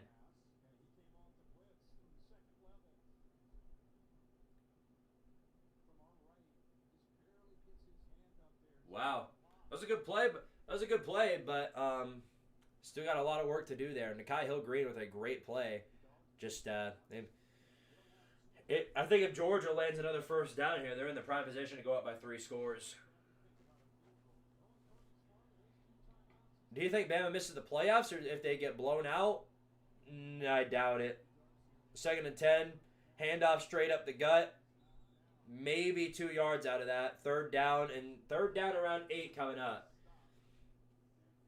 See, Georgia's right around midfield. There's no way they can get a field goal from this range. So they're going to have to land a 1st down. They're not even in field goal range yet. Here's the pass play from 3rd and 8. Rolls out late. Gets it off. It is incomplete. Basically throws the ball away with 20 seconds left to go in the first half. So 4th and 8 coming up. Georgia's going to have to punt. So pretty much the only thing that did was it took away... Well, hold on a second.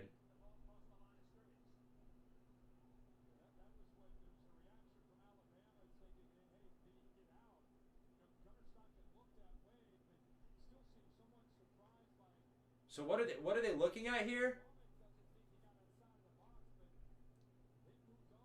That was obviously thrown past the line of scrimmage. I don't know what they were looking at there. Anyway, 4th and 8 from the 46-yard line. Georgia's going to punt this ball back. Really, the only reason they went for it on 4th down was to just take away from some of the clock, and they seem to have succeeded. Took away 40 seconds and a timeout. So here's the punt. Sails all the way past the 10, and it's taken at the 8-yard line. So look like Bama's probably going to take a knee here, and that'll be your first half. We'll see. We'll see. With 15 seconds left and 2 timeouts at the 8, I don't see them trying to get anything here. The only thing I know about Bill and his daughter is that when I first saw her, I thought she was much older than she really was. Being a horrible person really ages you. I think it's less of a horrible person. I legitimately think this. Maybe get the Squidtard tinfoil hat out, but I think Bill is getting towards being senile. I think that's where it stands right now.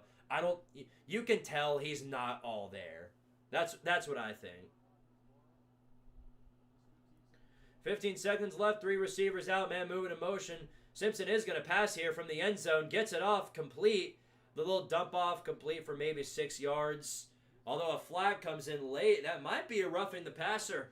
Simpson got hit there late in the end zone. They were coming after him. Gives him a free 15 yards if that's where it stands. Where's my pool noodle? Woo, woo, woo, woo.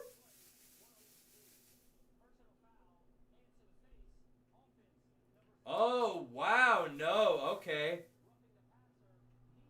So there's a hands to the face penalty on Alabama, but also a roughing the passer on Georgia. So the penalty's offset.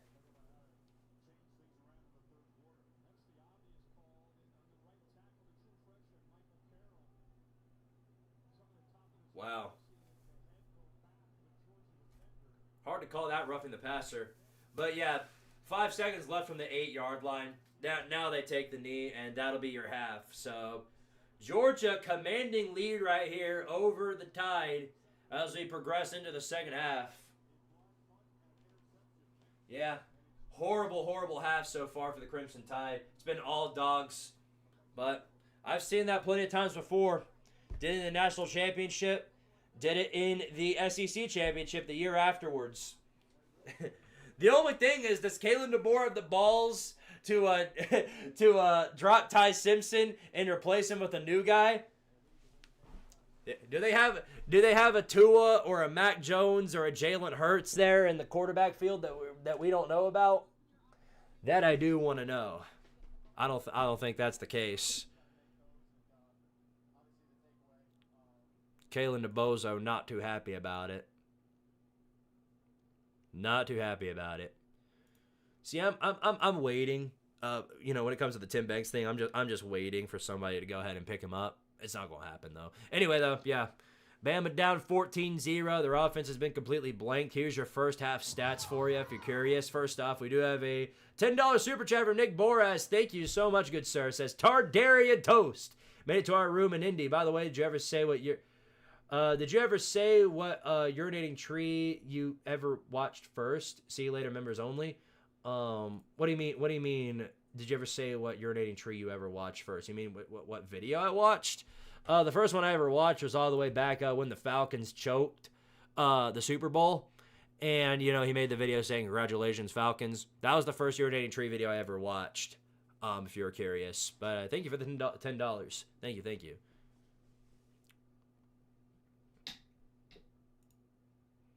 All right, well, anyway, here's your first half stats. I'll name Bama's first because this is just horrendous. Ty Simpson, 5 of 12 for 53 yards, no touchdowns, 1 interception. Let me tell you right now, if Nick Saban was the head coach and those are the stats of the first half, he is benching Ty Simpson. He is benching Homer Simpson, Bart Simpson, whatever you want to call him. he's 100% getting benched for whichever other quarterback is there on the field. I don't care if it could be Tyler Buckner again for all we care. But he would absolutely throw into the bench for another quarterback. Alabama can't run the ball either in any capacity. They have a total of 17 yards rushing. By the way, did you know Ryan Williams was 117? He had 5 yards rushing and 33 yards receiving for Ryan Williams. 53 yards receiving total for Alabama. As Ryan Williams 33 yards out of 2 receptions. Isaiah Horton had 12. Jermaine Bernard and Daniel Hill both had 4. Meanwhile, Georgia, on the other hand, been having themselves a pretty average day offensively. 12 of 17, Gunnar Stockton is for 80 yards and 2 touchdowns and no interceptions. Meanwhile, they've got 88 yards rushing, and Dylan Bell himself has 32 yards out of that. So, yeah, when you compare the offensive yards total, there is such a significant difference. It's not even close. Alabama's got 70 yards total. Georgia, meanwhile, has got 168. I mean, truth be told, they're just getting dominated on every front. That's just the way it is. Ay. That's crazy. We have another hour before the torture is over. Actually, more like 2.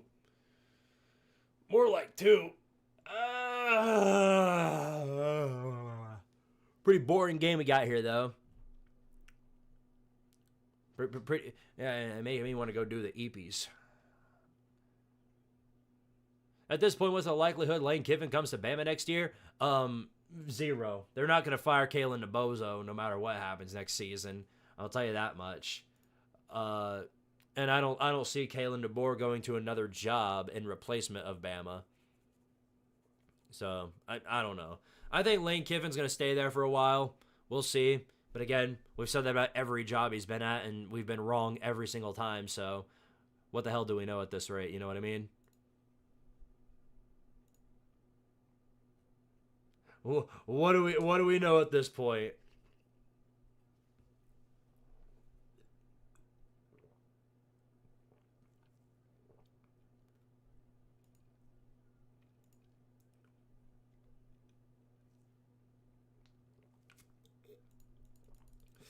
By the way, did you guys know North Dakota State was getting votes in the top 25? People in the AP top 25 and the FBS are actually voting for North Dakota State. Guess they're not doing that anymore.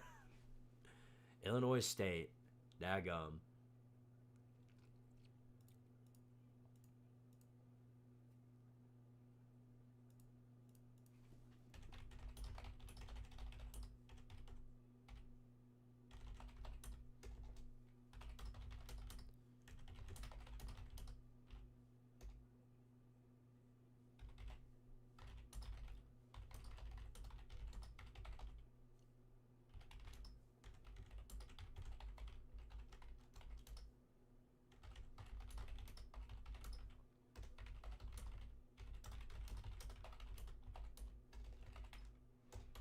So does Kalen DeBozo have a QB in the depth chart that can replace Ty Simpson? It's the only thing that can be done to save them. Henceforth, what I said on Twitter. Clown of the week was Lane Kiffin. It was Lane Kiffin. I meant to put it at the end of the video, and I never got around to doing it, but most people know that it's Lane Kiffin. Kiffin does not have an ego to survive that program. Oh boy, the press conferences after every loss are going to be absolute cinema. That's one thing I'll say, because they did not shy away from asking the tough questions to BK, and you saw how poor Burger King got again, it birthed this. We're sitting here again talking about the same things. On top of many other things, including, our run game is fine. Our run game does not have a problem. You're the problem. You're part of the problem. And then you look at the run game, and they got, like, what? 20-something yards rushing against Ole Miss, you know what I mean? So, I mean, come on, what are we doing here?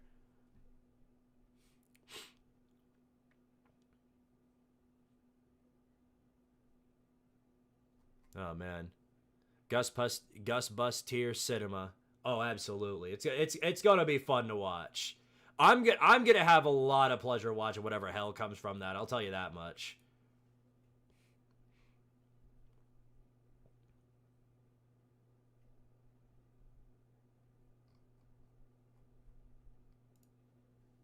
Texas fans have actually talked themselves into thinking that if Bama gets blown out tonight, that's going to carve the path for them. No, you're not. You're done. Funnily enough, if Bama actually, in the best case scenario for Texas, does get left out, all that means is that both Miami and Notre Dame are going to make it in. They're not getting in. They're not. That's just the reality of the situation. They're not getting into the playoffs. The sooner they come to realize that, the better off they'll be. At this point, they're just making themselves even more of a meme with every single time they talk about, oh, Texas should be in. Where. That's all they're doing. It's pathetic. Like, come on, man. Get a grip. Kevin got Pat McAfee to reference the keep gambling meme. Nice. I wasn't able to watch that portion of Game Day where Lane Kiffin was on there. Did they do like they did with James Franklin and then just ask him a bunch of soft questions about, oh, what was it like at Penn State? You're such a great coach. Did they basically pat him on the head and tell him how much of a good boy he is, or did they ask him the tough questions?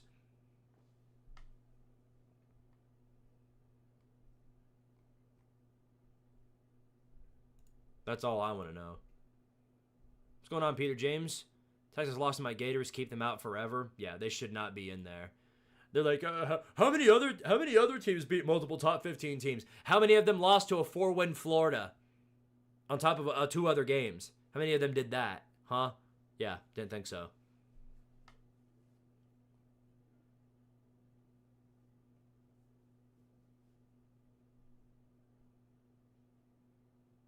If Bama gets blown out, that puts them on the same tier as Texas. Yeah, that's right. That's also a good point to mention. On top of losing to Florida, Texas also got blown out by Georgia.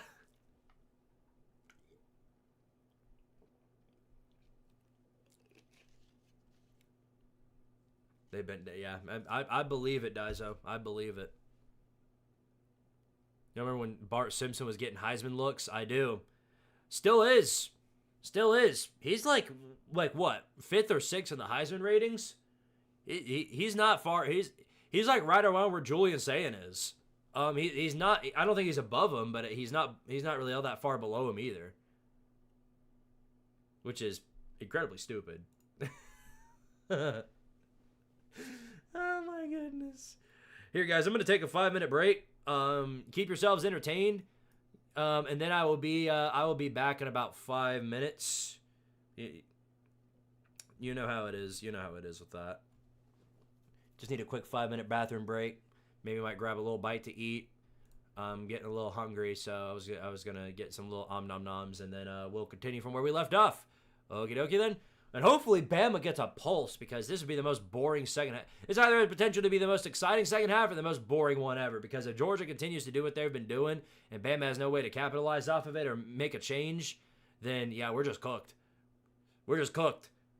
That's just the way it is.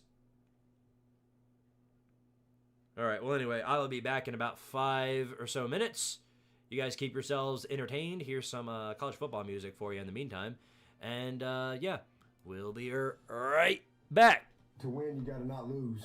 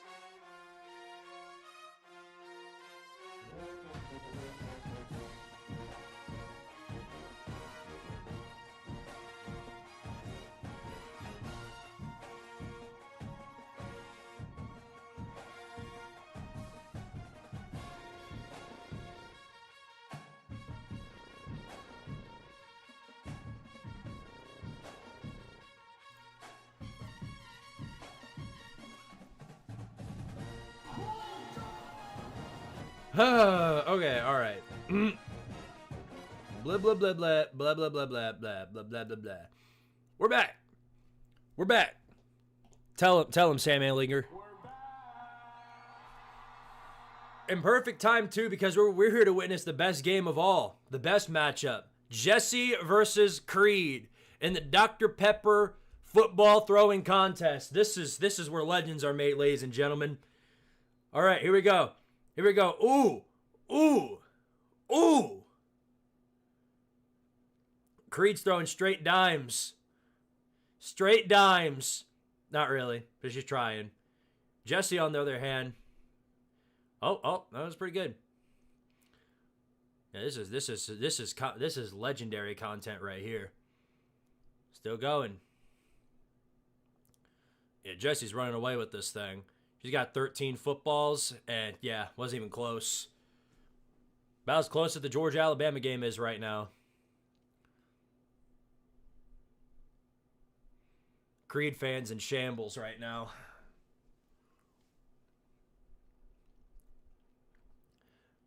Both of these Dr. Pepper participants are actually competing to replace Jeff Sims. Well, how old are they? That's important to know. Because they're only eligible for replacing Jeff Sims if they're like 24 years old. And then in which case, yeah, they're eligible for that.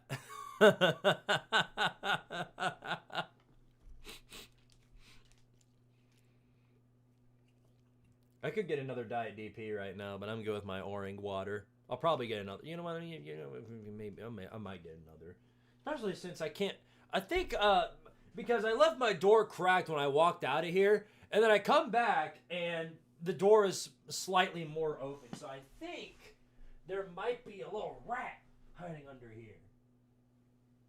There is. There is. Oh no. What are you doing here?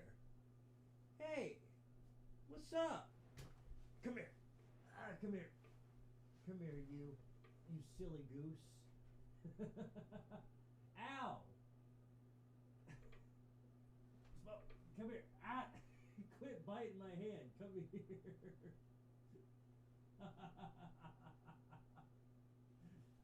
Oh my goodness. Ow. Damn. Smokey's under the bed. It's not even Scooter this time. It's the fat one got under the bed. I know the perfect way to get him out. I rolled up the blinds. It's your favorite. You can look out the window. See? Can you get your lazy ass out of my bed, please? It's not working. I can get the laser. I could get the laser. That might do the trick. Either that or I'll just have to go like manually get him. Hey, get out. No. Out. Go. Come here, you. Come on. Come here. Oh my goodness. Come here.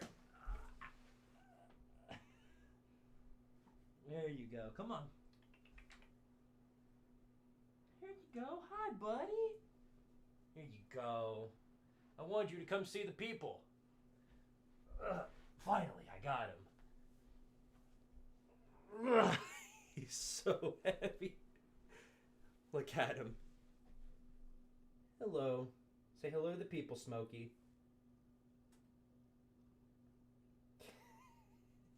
See, Scooter would be already trying to run away. And Smokey literally does not care. Watch. You set him right here on the bed and he'll just chill. There you go. Besides, he likes the pool noodle. See? Hey! Nope, you can't chew on it. No. It's not feeding time. That is not for eating. He thinks it's like one big thing of macaroni. Look at him. Hold on, I got the cat camera for this specific purpose. Let me actually try and use it. Smokey! Quit trying to... No! That is not for you to eat. Quit that. It's It's not for you to eat. Look at him. He's gonna go to sleep now. No, you go night-night. He's so cute. He's so... Look at it. Okay. Smokey. Smokey. Yeah, this is what the strength and conditioning room looks like. It's just this. Hey. Okay, we'll let him chill out there. We'll let him hang out there until he deems that he doesn't want to anymore. So you can even see him on my screen right here. He looks so happy. Look at him. Oh my goodness. We need to make Smokey one big French fry and make a pool noodle shaped the Tardaria Squidtard Star Center. If you guys wanna fund that, by all means, get him a new toy to play with. Cause I know you guys want to see the cats. I know you guys love the cats, so I try and leave him in here all the time. I could find him a new toy to play with, or you guys could fund that, and I could go get one, and then I could just leave it in here and let them play with it. Because these cats absolutely love the toys. The only problem is that we have them all like all the toys that we have like all downstairs. But I could 100% get them a toy. Did you know Smokey is only 17 years old? Somewhere around that range in kitty years. He acts like one. God, that's actually crazy. Something I like to keep in note is that they just put this up on the screen. Kirby Mouse is 0-3 versus Alabama when he's leading at half. 0-3 Kirby Smart is against Alabama when leading at the half. They are the biggest choke artists of all time. So one of two things is going to happen here. And I think this confirms one of two things. If Georgia sticks with it and keeps their lead, and then or even makes it worse later on, then that confirms that Kirby Mouse has found the ability to make his team play 4 total quarters in a game. And if he's found a team that plays 4 quarters, that's really bad for the rest of the college football world. That's really bad for everybody in the college football world. You let this team take over as champions, it's all hell breaks loose. But if Bama comes back, then, well, everything we've already known about Georgia is already true. It just means that instead of coming out in the second half and dominating, rather, for whatever reason, they decided to show up in the first half.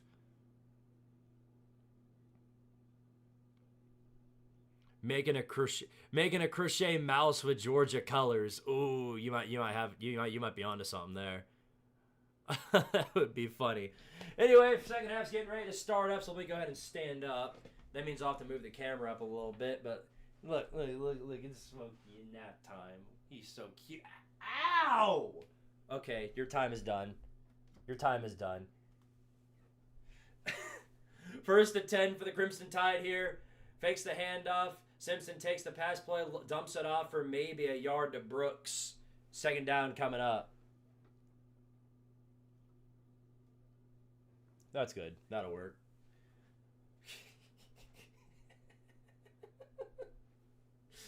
Smokey, oh my goodness.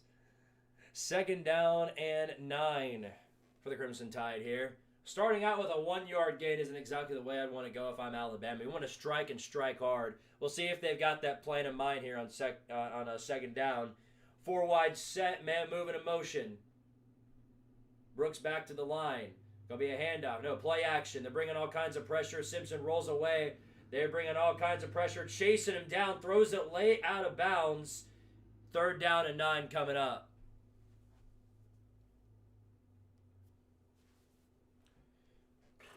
Boy, they just can't do anything. And if Kalen DeBoer really wanted to win this game, he needed to go the Saban route and maybe potentially think about starting a new quarterback.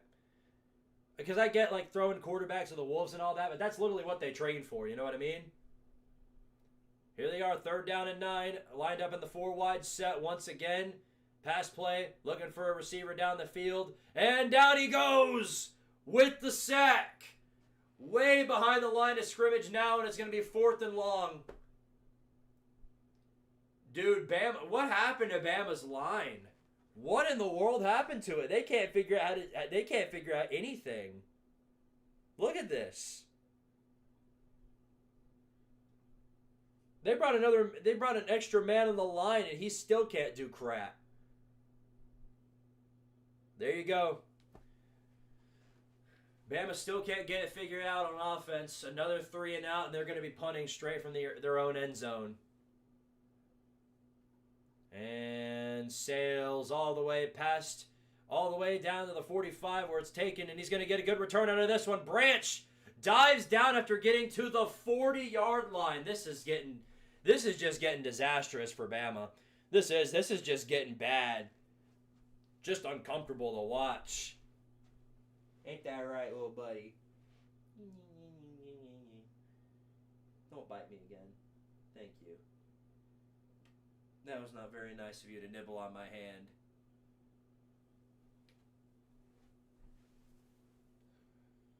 The Waffle House ran out of waffles and now the line doesn't want to block. They need to get Ryan Williams to get the entire team teddy bears. Ryan Williams got himself a teddy bear. The entire rest of the team needs them too.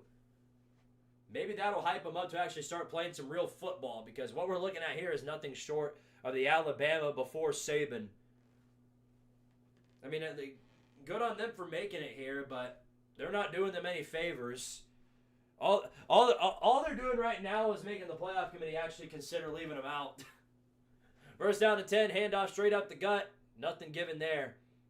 Stopped around the 39-yard line. 2nd and 9 coming up.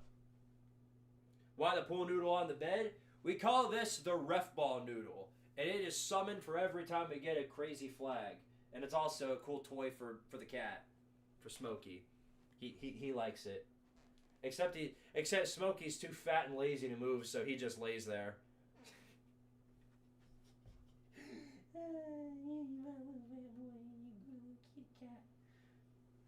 Second and 9. Here's Stockton on the play action. Takes it off again. Dumps it.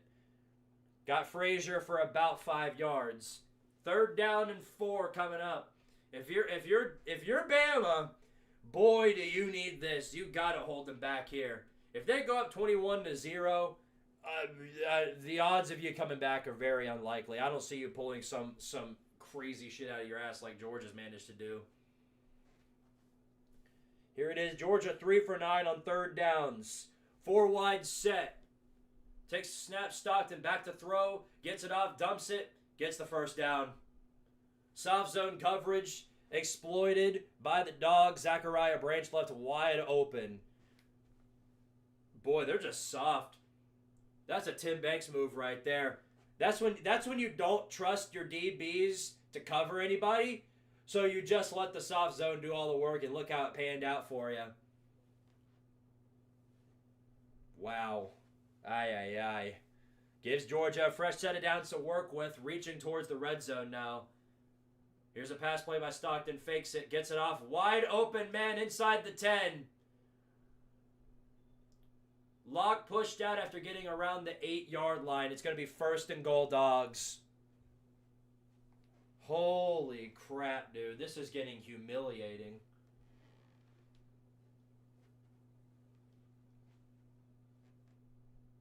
This is getting bad. Kind of disappointing, too. Expected a better battle, but my goodness, man. Young man Connor celebrating 6 months of being a Tardarian member. Thank you, buddy. Says Notre Dame and Miami playoff bound. You think they're going to knock out Bama? I doubt it. 1st and goal. Stockton, slant route over and incomplete. Had a wide open man right there because they were caught in the soft zone, but thankfully they batted down the line of scrimmage. Nakai Hill-Green, only player on the defense that bothered to be consistently good. For whatever reason, Bama's DBs are just getting completely exposed. Number 8 is so bad. He has gotten cooked every single play.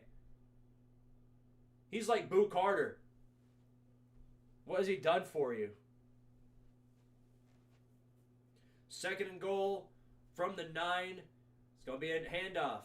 Got some good blocking up front and an easy lane to the end zone. Untouched. Nate Frazier is. And that's another score for the Georgia Bulldogs. Miska, Muska, Mickey Mouse. Go ahead and say it again. Miska, Muska, Mickey Mouse. Yeah, guys, not looking good. Not looking good for the Tide right now. Looks like the Dogs might just run away with this thing. Oh, man. Well, remember earlier when I said I not even hope for a good game, I hope for a bad one with no injuries still? Yeah, it looks like we got our wish. My goodness, this is an ugly game. One team bothered to show up, and then the other one vanished off the face of the earth. This could be a good thing, though, for the Georgia haters like me. If history has taught us anything, you want to be a team with a home field advantage in the first round rather than a team with a first round bye.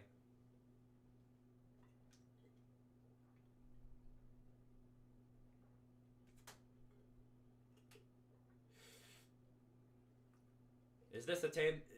Maybe Bama got Tim Banks. Maybe they secretly took him from us. They didn't, but boy, wouldn't that be nice if they did.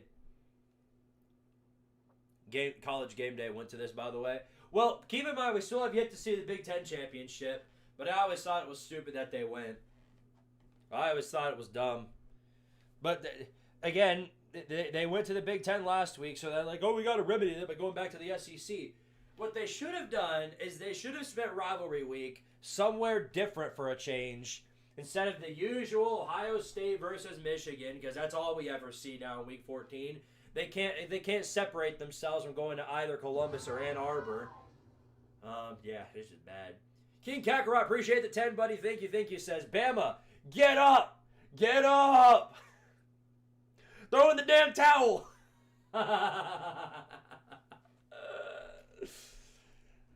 Thank you for the 10. We're about to hit the squiddy the way this is going. About getting close to that point to hitting the squiddy.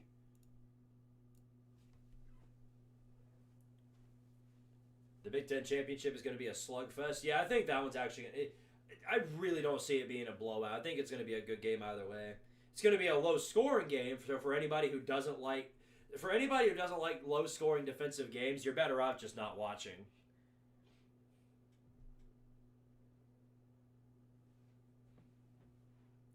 Do you think there's any way Tennessee can still make the playoffs? Of course.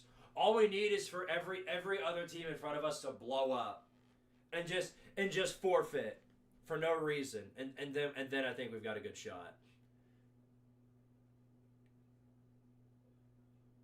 Not confirmed, but I think we've got a good shot.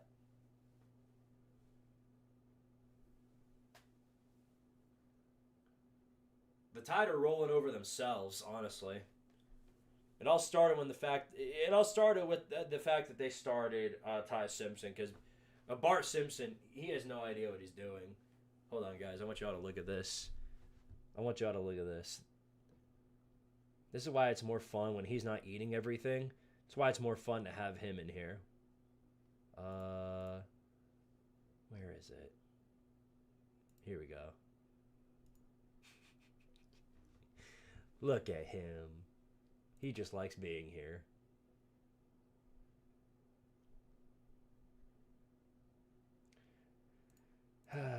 Where's sweet little buddy? Okay, yeah. So Bama needs to get some offense rolling real quick. Otherwise, this game is literally over. If they don't start getting the ball rolling at some point here, then this game might actually be over. But again, I don't know what they're going to do. They're down 21-0. They've still got plenty of time to do something here, but they have found themselves in a very bad position. Here's the return here, and it's a ugly one at that. Thrown down and loses his helmet too. After getting to he doesn't even get to the 15.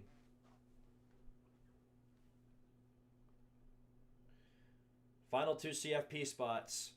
Virginia, Tulane, James Madison, Duke, and Boise State. Well, we can throw Boise State out of the equation.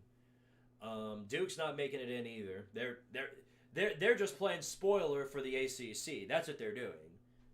They're not making it in. All they're doing is preventing Virginia from doing the same. So it just comes down to that or James Madison. Anyway, here's 1st and 10. Bunch formation. 2 receivers to the outside. Ball snap, man. Moving in motion. On the rollout play on the outside. Good run. Maybe gets 5 yards out of that one. And 2nd down rolling up.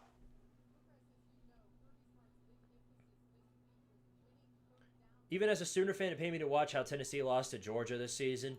Pained anybody who doesn't like Georgia. Even like the rivals of Georgia like fans who don't even like Tennessee all that much are like, I'm sorry, bro, how'd y'all lose that game? Saying the same thing. 2nd down and 5. Clock's going down to about 10 minutes left in the 3rd quarter. Lined up with 3 receivers to the outside. Here's a run play by Ty Simpson. And he slides down after a loss of 5.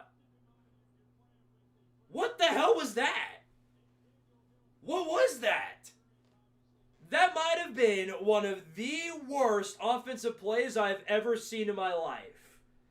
It was a reverse run by Ty Simpson, except instead of having all the blockers to where he was running, he had them all running to the opposite side. So he just left himself defenseless and slid down after a 5-yard loss. That was the dumbest play I've ever seen in my life, and now it's set up a 3rd and 10. What was that? And the ball is snapped. Simpson's thrown to the ground after the whistle was blown. That might be a flag on Georgia, too. Dude, I can't. It was a false start on Bama. And that sets them out 3rd and 15. Yeah, they're done. Guys, they're done. They're done. That was that was legitimately one of the worst offensive plays I have ever daggum seen in my life. You need to take that play in the playbook and straight up move it to the sun where you never see it again. That was one of the worst things I've ever seen. 4 wide set here on 3rd and 15. Basically needs a prayer shot in order to make anything happen. Bar Simpson is sitting in his end zone with the football. Throws a dadgum screen. Still running, trying to break tackles. Those guys aren't Tennessee's. They aren't Tennessee. They aren't going to go for the legs. So, of course, they're going to tackle you well before making it to the 1st. It's going to be 4th down. Bama's going to have to punt this ball right back to the Dogs.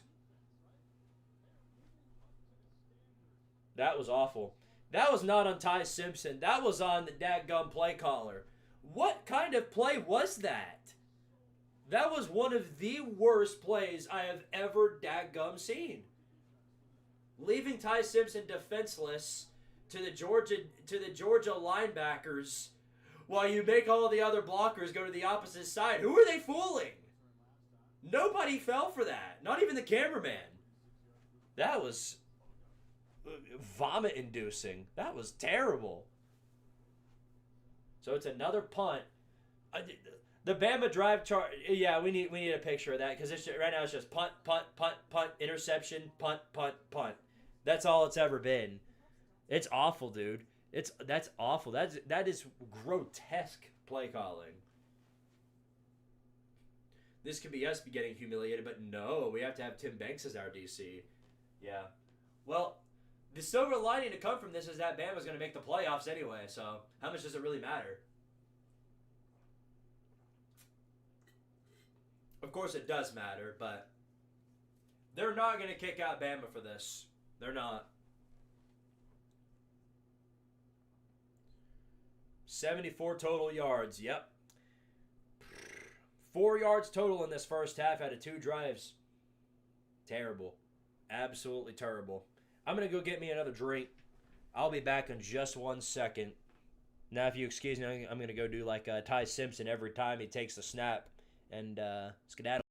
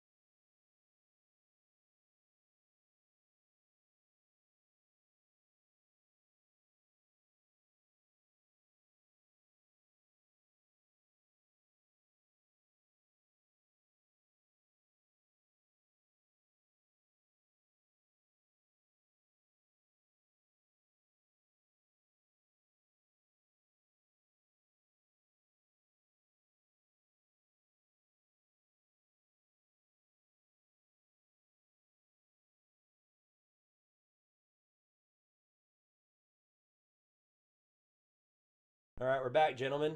So is he. I saw him walk off during the stream. He wanted to be where I wanted to be, or wherever I was. He thought I was leaving my room, so. Ain't that right, little buddy? You're so cute. Okay. Well, when's Bama going to start moving the ball? At any point in due time? I highly doubt it. Georgia gets another offensive step of momentum. Some terrible blocking up front on first down. They tried an end-around play, and Dylan Bell is set. He's basically thrown down behind the line of scrimmage. Now it's going to be 2nd and 11. Yeah, I think Bama's in, and since BYU lost, Miami's in as well. Notre Dame is not making it in.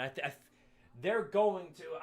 I can assure you that unless the playoff committee is that stupid, they're going to put Miami ahead of Notre Dame. Here's Stockton on the pass play. Manages to get out of the pocket, still running, and then dives down after maybe 7 yards on the play. They had him there, but Stockton made some key plays, broke some tackles, and gets about 7 yards out of that. 3rd and short coming up for the Dogs.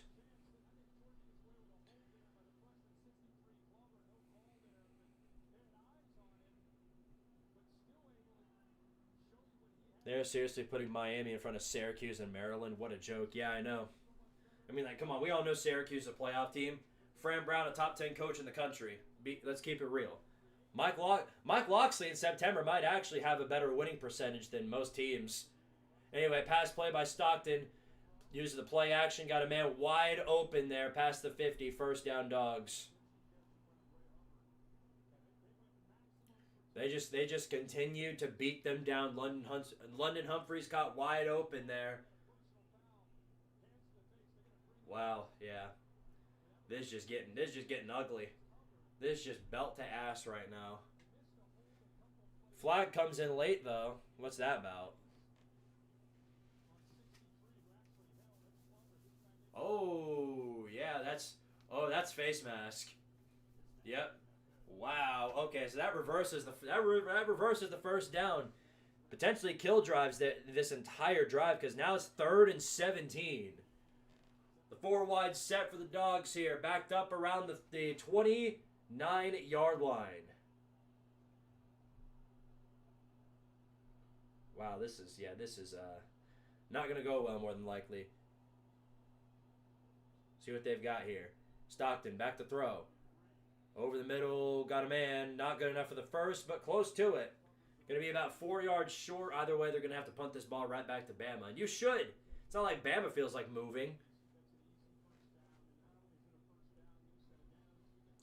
Yeah, I'll be live tomorrow as well, you guys, for the playoff selection. I'll be live for that entire thing. I can't promise you I'll be live for the full 3 hours. But I will at least be live when they select the 12 teams. All right, 4th down and 4. Here's the punt. This one flies away all the way back to around the 15. Sails even further than that, and then it's rolling out of the end zone. And it'll be a touchback. Nearly stopped at the 1. Ay, ay, ay.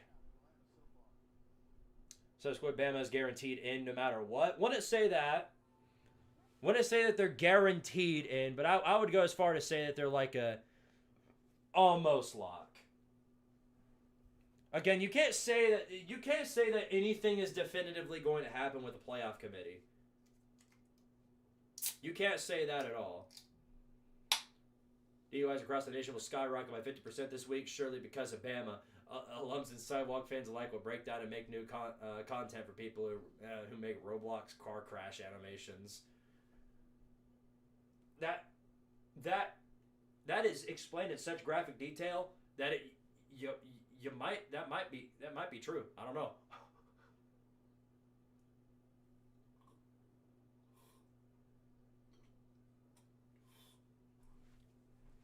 Has Bart Simpson made it to 50 yards yet? Or is that coming later? Okay, he did. Good for him. 66 yards. By the way, Bama has a total of 8 yards rushing. Legacy day. Legacy day for the Tide, I'll tell you what. Holy hell, dude.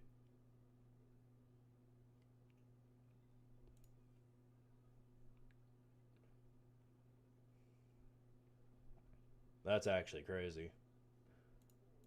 That is pure insanity.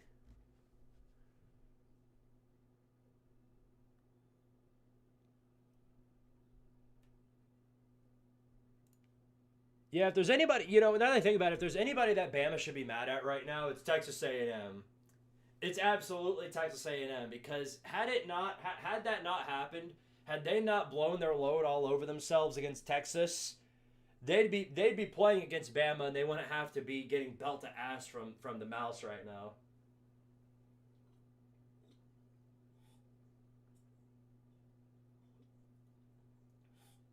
I mean, Bama's offense looks worse than it did against Oklahoma's defense, and that's really telling you something. So who would be clown of the week, Bama or BYU? That's a good question. I don't know. Last year it was Bama for not making the playoffs and then crying about it in the most crybaby way possible. The way this is panning out, it might be Notre Dame. Because when Notre Dame gets left out tomorrow, the outrage from all the Notre Dame crybabies is going to be spectacular to witness. We went 10-2. We went 10-2, and then we played a lot of really rough games. No, you didn't. You beat a grand total of absolutely nothing. You beat a bunch of Care Bears and then lost the 2 quality games that you played against. And if you want to run around saying that Pitt's your quality win, then oh boy, you really are down horrendous.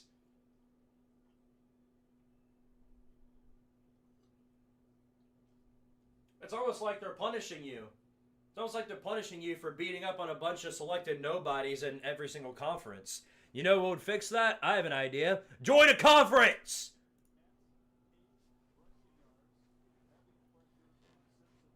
This is not knocking Bama out of the playoffs. If they're going to do that, they basically have to say that they're going to punish teams for losing in the conference championship that they were invited to. Doubt that's going to pan out pretty well. In the common eye, even if it is Alabama. Here's Ty Simpson again, throws this one out, and it is complete, I think. Looks like a 4-yard gain, if that. 2nd down and 6. Clown of the week, resting the ACC champions. Yeah, no, well, if the ACC collapses, then there's your clown of the week. No doubt about it. We'll see. Plenty of time, all the time in the world for some tomfoolery to happen. 2nd down and 6 here.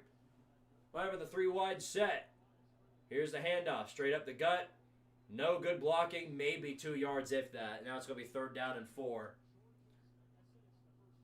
Bama about 0 for 97 on 3rd downs throughout this game. So I'm sure this will pan out well. Bama putting up a stoppable performance today. Yep, and a movable defense to go along with it.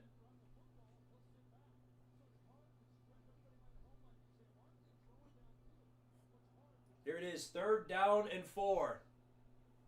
4 wide set, bunch formation. Almost some movement up there on the line. Georgia nearly caught with the offside. Simpson's going to take the pass. They're on the outside. Oh, what a broken tackle. Holy hell, what a broken tackle. Because that absolutely should have been a 4th down. It looked like he might have been down before he got the 1st down. They're going to have to look at where his knee went down. Because if his knee went down before he broke that tackle, then it's going to be 4th down again.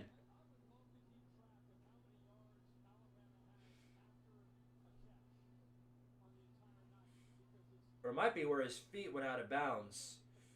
Ooh, looks like his heel went out of bounds. 4th down. 4th down and 2.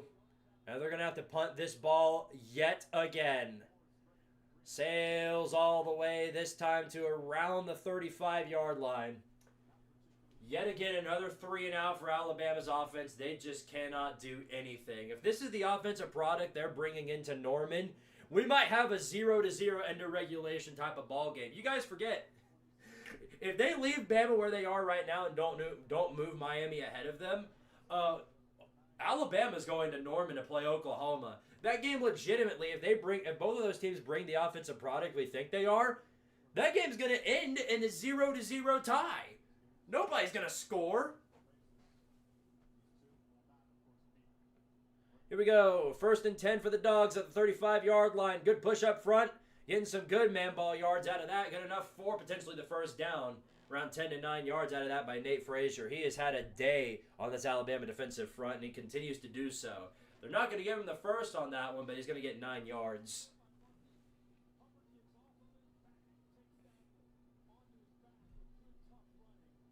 It's Bama. I'm sure they'll bribe the refs into saying close enough. I doubt it. They can't bribe. The refs kept moving the entire way down the field. They got to put some work into it. 2nd down and 1. Here's the push up front yet again. And that's good enough for the first. Swear to God, if Georgia Mickey Mouses their way into the Natty, well, if they play like this consistently, then more than likely, I don't think they're going to, they may not make the Natty, but they're going to be one of the top 4 teams. I'll tell you that much. They look like where they're ranked. A top 3 team. Which sucks for everyone not named Georgia fan, by the way.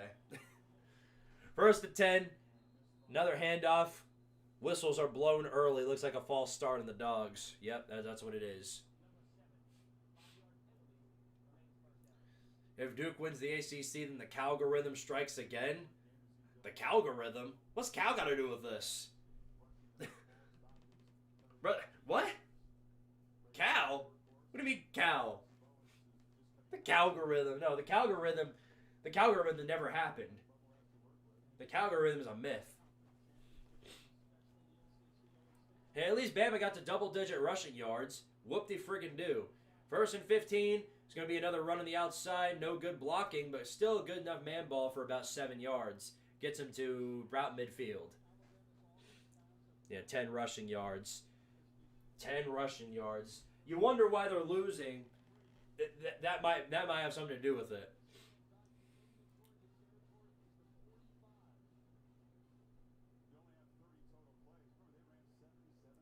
Cal beat SMU. I guess, yeah, that's a good point. That's a good point. I totally forgot Cal's the reason why everything happened the way it did. But that's their job. They don't do they beat the other teams to create chaos. They didn't actually do anything themselves. Anyway, bad run by the Dogs there. Pins him back about 3 or 4 yards. 3rd and long coming up.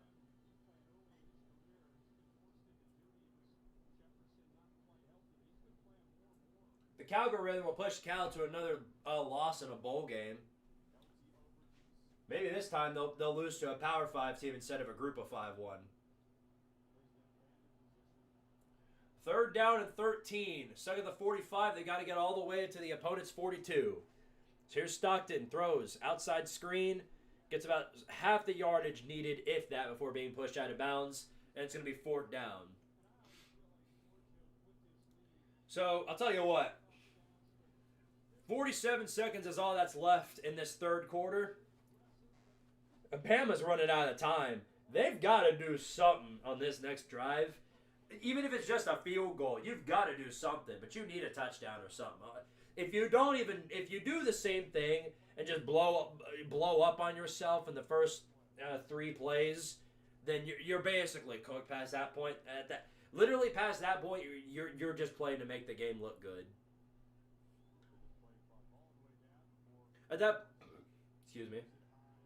At that point, you're just playing to make it look like a good game for the scoreboard merchants.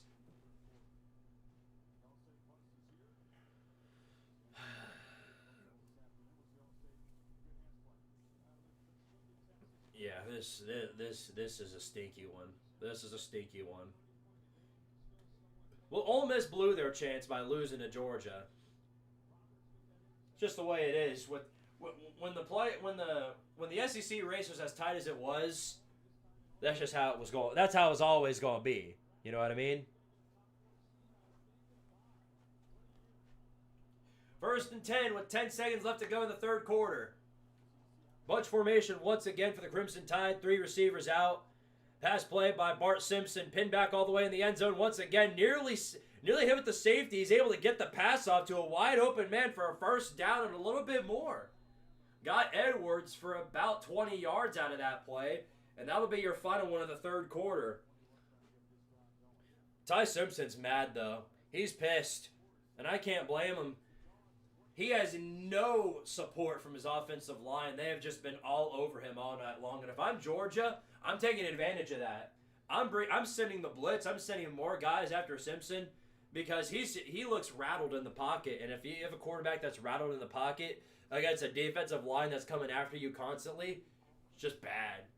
It's just bad news. This is why Nick Saban benched Jalen Hurts for Tua. That's exactly why he did that. He was getting basically rattled by the Georgia line all night long. That's the second half. He was like, all right, look, this sucks. We got to make a change. Sends Tua in there, goes in, and he starts kicking ass. Same thing happened, but in reverse the next year. Tua comes out, rattled by the line, needed some help, couldn't get it. He got to a point where he just couldn't perform like he should. So Saban benches him for Jalen Hurts. And Jalen Hurts goes out there and he starts playing ball. But here's the problem, and I think everybody knows this, which is why it wasn't worth mentioning earlier. That quarterback room ain't got a Jalen Hurts or a Tua. It's worth giving it a shot, maybe, but you ain't got one of those. Plus, your only reliable receiver so far in this game, besides just the once-in-a-lifetime Jermaine Bernard play, has been Ryan Williams. Other than that, you haven't done anything. Anything. One thing I will say is that I'm very glad Ryan Williams didn't come into this game hurt. Because if he did, you can imagine the mountain of excuses you'd hear from Alabama fans. Remember, that's all we heard when it came to the national championship. When they lost to Georgia the last time. Oh, Jamison Williams was hurt. That's the only reason why we lost. If he wasn't hurt, he would have won. Them and Ohio State fans. Two different apples from the same tree. Anytime they lose, it's either because of injuries or the weather.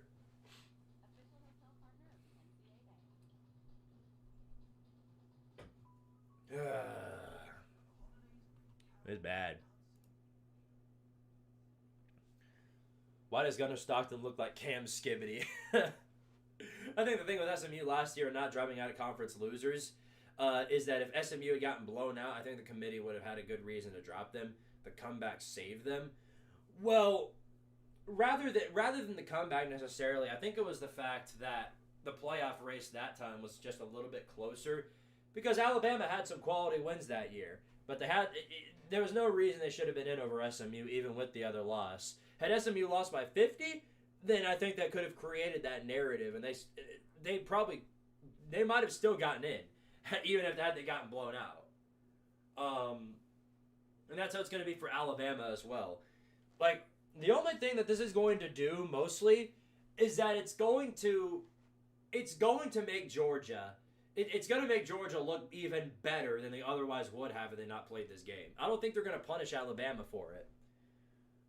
It's going to give Bama the chance to come out and look even, it's going to make them look even better when they play in their first round playoff game. We'll see. Because again, if I'm right and if they do end up playing Oklahoma, my goodness, that is going to be the world's worst game of football ever. Here we are in the fourth quarter. Put your fours up. Bart Simpson on the first pass, and it is caught. Not quite enough for the first down, but good enough to get about, I'd say, 9 yards, if that. We'll see. I hope this doesn't put us in the Music Shitty Bowl. I think we're going to the Gator Bowl. They're not putting us to Music Shitty. We're going to the Gator Bowl. All right? Everyone relax. We're not going to the dadgum poo-poo diarrhea bowl. 2nd and 1. Passing from the line of scrimmage. Oh, he's thrown down! Disastrous play. The line catches up to him instantly. He goes down with the sack. Georgia's doing exactly as I said they would. They're bringing the sun out of every single play. And they get a huge sack. Pins him back like 9 yards. But we do have a flag that came in late. So we'll see.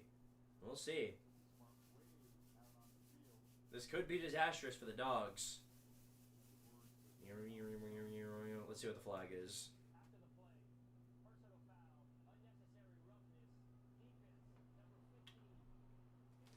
Can't be doing that. Unnecessary roughness. Kirby Smart's crashing out. He's crashing out over there on Jones for that one. Let's check this out again because they're gonna show it here. Yeah. Let's see. Let's check out what happened here. He gets hit, gets thrown down. I didn't see it. Whatever it is, though, it gives Alabama an extra set of downs to work with here. Starting from the 45-yard line, so this is probably the furthest they've gotten all game. Pass play, looking, throws, batted at the line. It is caught by a receiver. It shouldn't have been caught by, and a first down. Wow. Tip to the line of scrimmage falls directly into the hands of an Alabama wide receiver, and that's a first down for the Crimson Tide. That is hilarious. They got more yards accidentally than they did trying. That really tells you all about what you need to know about this game. First and 10, Alabama from the 42-yard line, 4 wide set. Back to throw, Simpson over the middle, connects for about 2 yards. There's a dump-off play. Maybe gets 3 out of it. Third down, or second down and 3 coming up. Hey, Smokey. You're so sweet. Second down and 6. 4 wide set once again, lined up in a bunch formation. Clock's going down on him, though. They've got 13 minutes left to work with. Here he goes. Back to throw again to Simpson, and it is dropped. Another dadgum bubble screen that's dropped. You cannot make this up. You can't. You literally cannot make that up. Wide open man on the bubble screen. Guess what? He looks at it, drops it. Drops a dadgum football. Is he going to do like Tennessee's wide receivers and demand a raise now? Probably. Oh my goodness. The talent fee's favoring the Dogs today, that's for sure. Third down and 6. 3 receivers to the right, lined up in a 4 wide formation. Dogs might be bringing the sun here, and that's what they're doing. Here goes back to throw. Simpson basically throws a prayer shot on a one-on-one. Well underthrown and incomplete, but it forces the flag, and a pass interference has been called. Wow. Once again, Bama escapes what should have been a 4th down. I don't know if that ball was anywhere close to pass interference range. Because remember, that for a pass interference to be called, it's got to be a catchable football. That one was well short. They escaped with that one, I'll tell you what. That should not have been a pass interference. Ref ball giving Bama with another set of downs. That previous comment might have been onto something. That's the 7th penalty for the Dogs. 80 yards out of those penalties. Bama now starting from the 23-yard line.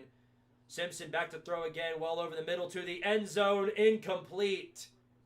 Had a man down there, could not hold on to it. Well, it was well overthrown. Second down and 10. You can't review pass interference, Daiso. That's it. You can't review pass interference. If they call it, you just got to deal with the consequences. Dumb Gamers, appreciate the 5 says, watch a 3-loss Bama team get eliminated from the playoffs, only for a 3-loss Texas to take its place. No. If they actually get knocked out, that just means Notre Dame's in. They're not putting in Texas. No way. Second and 10, here's Simpson. Throws early, gets it off early, but can he connect? No, he can't. Looking for Ryan Williams, and they won't call the flag there. Now it's going to be 3rd down and 10. That was actually a good pass play. Ryan Williams just couldn't hold on. Great protection there by Robinson. We're $1 away from the Squiddy, by the way. Just wanted to let everybody know. It's funny, $1 away from the Squiddy. All right, well, yeah. Ryan Williams has only caught 2. He's only caught 2 passes. Not looking good for him. Not looking good at all for Bama. 3rd down and 10, 4 yards away from the red zone. They've got to get all the way to the 13 to convert. Rolling out of the pocket, Simpson gets it off. Got a man. Can he break the tackle to get the first down? Yes, he does. Past the 10, still breaking tackles, and he gets free. All the way to the end zone. Gentlemen, finally, after 3 quarters, Jermaine Bernard off of a broken tackle gets Bama into the end zone. High tide, guys. High tide. Alabama. Touchdown. Alabama. Finally. About friggin' time. But they're going to need some good luck and fortune. They're going to need some big-time luck now. You got 12 and a half minutes to score 2 more touchdowns. Can you do it? I don't know. That just feels like a Chris Paul moment to me. Here's the extra point. It is good. Down by 14, 12:33 left to go in this ball game. They're going to need to shut down Georgia pretty quick and fast, because if there's anything Georgia loves to do when they're up, it is to chew that clock. They got it. That's one thing that's similar to them in Houston, is that Houston, whenever they're up, they're going to chew the hell out of that clock. Yep. Touchdown, ref ball.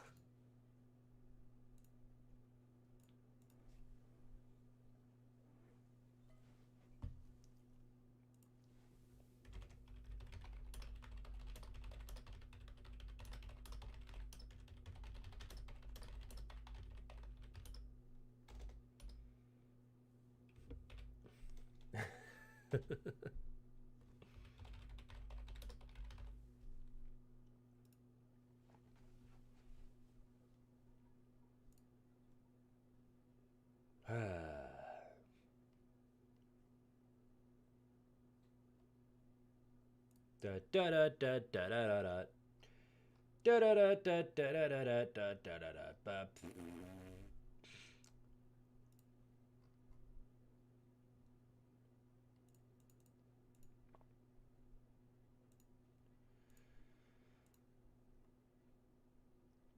Of course, when I voted Alabama to win, they decided to shit the bed. The SEC bias truly hates me. They hate all of us. You forget, we're in a situation where people are actually voting for Alabama to win. They're actually wanting Alabama to win because of how bad the Georgia fans have become.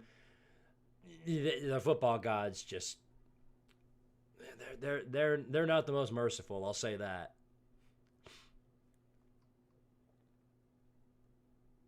Bama will lose this game. I just can't prove it yet.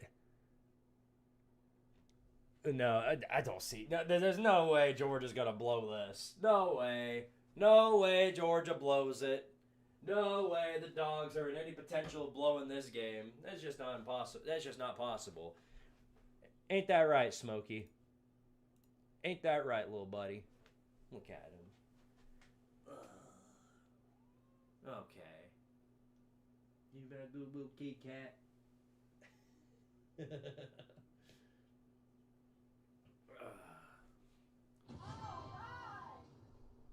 Jordan Davis, appreciate the follow, buddy. Appreciate you becoming a new member of Tardaria. Welcome, welcome. Thank you. Thank you for becoming a member. Thank you so much. Georgia just needs 6 first downs. Well, I don't know if they need that little. But they're going to chew out a crap ton of clock with no matter what they do. I'll say that much.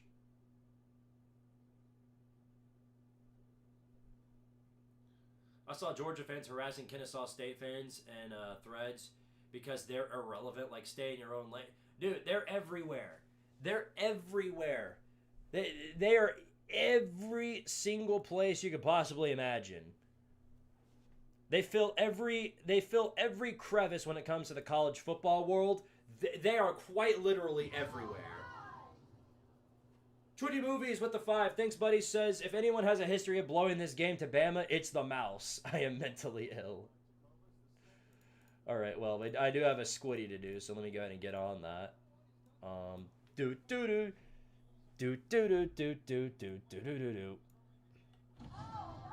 Ways away from the mustard costume, but maybe that's a good thing. I don't want to wear the mustard costume. Maybe, but I will if I have to. Scott Crawford, thank you very much for being a captain of Tardaria for 2 months. If Bama loses, should they be out of the CFP? I don't know. I don't know. It just depends on how much they favor Notre Dame. Here's Stockton rolling out. Caught. First, not quite a first down, but he gets about 8 yards out of it. Anyway, here's your gritty. Squiddy, I mean. Excuse me. It's a right foot cream.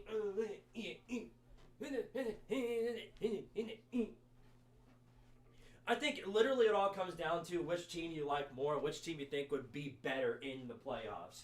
Bama or Notre Dame. I I don't think Bama should be out, because if you kick them out for losing this game, you're setting the precedent for future conference championship games, and you're making it seem like Texas A&M intentionally sold because they knew something stupid like this would happen. Rolling out the pocket, here goes another throw by Stockton, dump off, first down. If they're going to play soft zone the entire game, Georgia's going to win. Georgia's going to win, and Bama's just going to stick with the soft zone. You can't go Tim Banks mode now. You can't. You have to play all risk, all reward. That's the situation. That's the hole you put yourself into. You've got to play risky. That's the only way. You're not going anywhere if you don't. That's just the reality of the situation. Dumb Gamers, appreciate the 5, says, can we please get a prayer for the Duke Blue Devils to beat Virginia? I crave James Madison and Tulane in the playoffs. I'm right there with you on that one. I'm hoping for some big time entertainment there. Anyway, Georgia has tackled for a loss on that first play for the first down. It is going to be second down and about 10. Second down and 11 maybe. They're gonna need some luck here. They're gonna need some luck. If they can stop them for 2 more plays and get this ball back and potentially make it a 1-score game, we'll see. We're thinking way too hard in the future. Second down and 10. Pass play by Stockton. He's going to take it himself in a quarterback run. Breaks the first tackle, can't break the second. Get enough for maybe 6 or 7 yards. And it's going to be third down.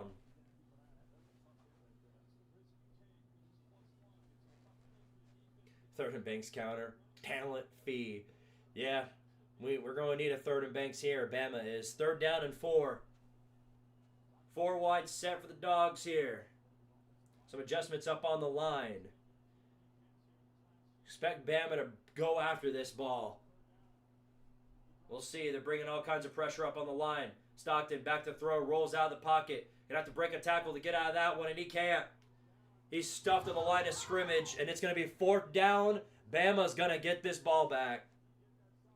Scott Crawford, appreciate the 10, buddy. Greatly appreciate it. He says, we love the little guys, Tulane and James Madison. Dude, it would be entertaining as all hell to see them in the playoffs. They're going to get blown up instantly, but it would be very entertaining. If you don't believe me, check out the time Tulane played Ole Miss. Check out that one time that Tulane went up against Ole Miss and see how that one went. They got blown up and vanished off the face of the earth in the very first play. 4th down, Georgia to punt. This one is kicked. It sails all the way to around the 10, where it is caught, and he muffed it. He muffed it, but I think he got it. I think he got back on it around the 3. Well, that just makes it even worse. Either way, now look at where you're starting. You've got 9 minutes left in this ball game, no room for error, and now you've got to start all the way at the 3-yard line because of that muffed punt.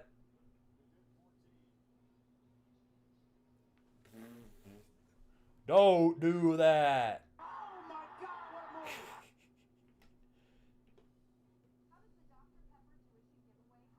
a Ay, ay, ay. Wah, wah, wah.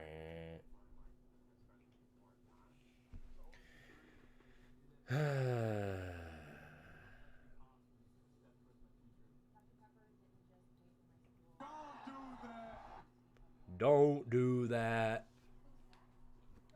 Ty Simpson, are you a man or a mouse? Well, I don't think he's either.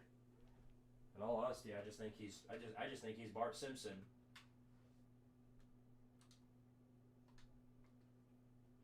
Ay, ay, ay. Ay, ay, ay. What are we going to do here? What are you going to do here if you're Bama? You gotta whip up something good offensively. That's about the best you can do.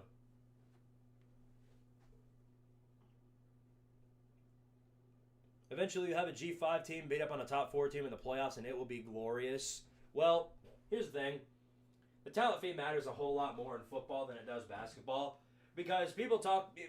One of the talking points I hear about G5 teams in the playoffs is, well, you have a bunch of, like, lower-seeded basketball teams... Like for the High Points and the whatevers, the Peacocks and all that beat like teams like number 1 Purdue. When do you see that in college football? There's a big chance you could. There's not. And a lot of it comes down to the fact that the teams are on the field a whole lot more. The talent differentials are a whole lot more. It's a whole different game. Scott Crawford, appreciate the 5, says Indiana or Ohio State. I have to stick with what I picked on the FBS report. I picked Indiana to win in a very close ball game. Because Ohio State, their defense has been doing all of the work.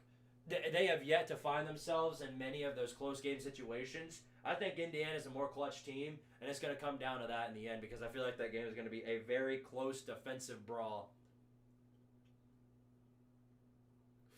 But if Ohio State does win it, I know it's going to come down to one man, and it's going to be Jeremiah Smith. Jeremiah Smith, I guarantee, is going to make some... If Ohio State does win, it's going to be because Jeremiah Smith made some crazy catch that either ran down the clock while they're up or got them the game-winning score. James Stillinghast, appreciate becoming a new member of Tardaria. Welcome, welcome, welcome. For anybody that is not a member, I highly recommend it because we are going to be live for the Big Ten Championship. Can't guarantee it for the whole game, but we will be live. At the bare minimum, we will be live for the entire first half of Indiana versus Ohio State. So I would highly recommend, if you haven't already, becoming a channel member of Squidtard Sports. If not, though, well, I'm sure we'll see you guys on the FBS report. The chaos for this week will be a little bit of a less of a burden on me, especially since school's now done with. Well, I have one more final exam to do on Monday, but that's it. So, anyway, here we go. First and 10 for the Crimson Tide. Bart Simpson stuck in his own end zone, passing from there, gets it off at the final minute, throws at the grass, and incomplete. It's going to be 2nd down and 10. Yeah, this is really bad if you're Alabama. You're probably going to have to punt this ball back because George is going to bring the sun the entire way.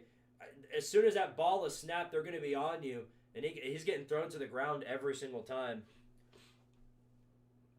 2nd down and 10, 4 wide set. Simpson's still stuck in the end zone. Pass play. Looking for a man. Gets it off early. It's a dump-off pass. Breaks a tackle. Jermaine Bernard gets about 7 yards. And they're 3 yards away from advancing the drive. How old are you, Squid? 23. 23 years old. Yeah, I'm like your grandpa now or something, potentially. I don't know. It all depends on how old you are. 3rd down and 2. So they gave him the benefit of the doubt on that one there through the forward progress. So here it is.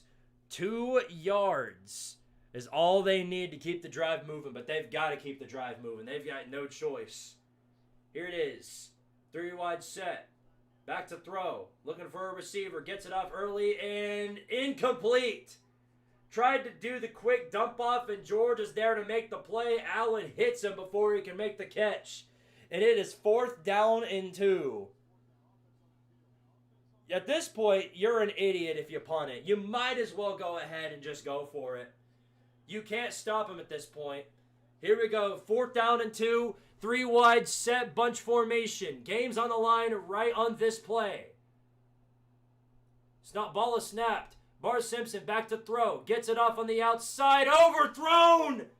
It is overthrown and incomplete. He had a wide open man on the sideline, and he overthrew him by a mile. Ty Simpson clutch mode, everybody. What a disastrous moment. And see, this is exactly why Nick Saban benched Jalen Hurts and or Tua, depending on which year you're talking about. Because when the quarterback is rattled, he can't come through in the clutch. Wow. I don't know why you guys are saying bench Simpson now. It's too late. It's too late. That was your moment. There's nothing you can do now. You're cooked. No matter what happens. George is going up by 3 scores here unless they throw a boneheaded interception. 4 wide set. Bunch of men in the bunch formation now. 8:13 left to go. Going to be a handoff by Stockton. Gets to the line of scrimmage. Nowhere beyond that. Wow. Unbelievable. Bart Dadgum Simpson. Got to downgrade him to Lisa Simpson for that one. What was that? Yeah, this is not the Bama team of old, guys. This isn't this. This is how you know the dynasty is dead. They're in a big game like this, and they're coaching scared. The way that they're playing, they are coaching scared. But they had an open man right there, and they just completely whiffed because of Ty Simpson. Here's a run play. Nothing given there. 3rd down and 10, down to 7 so minutes left to go. King Kakarot, appreciate the 10, buddy. Thank you. Says Bama is so ass.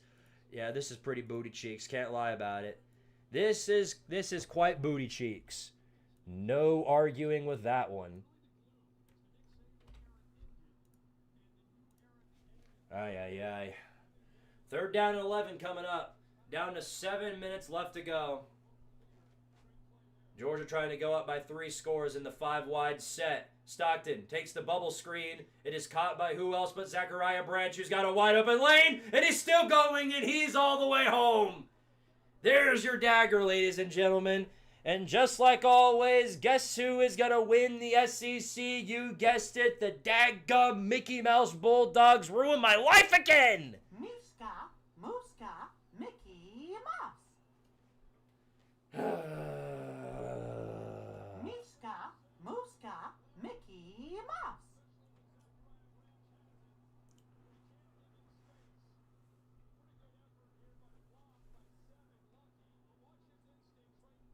M-I-C-K-E-Y-M-O-U-S-E. My goodness, man. Well, that's your ball game. 28-7. 7 minutes left to go. Ty Simpson throws away the ball game, and all of Bama's hopes and dreams go along with it. Of course, they're still going to make the playoffs, more than likely. They're still going to be, well, we know this. They're not going to host. That's not an option anymore. They're going to play on the road. And it's either going to be at Norman. That's where it's either going to be. It's either going to be in Norman, or if they're the 10 seed, they're going to be playing.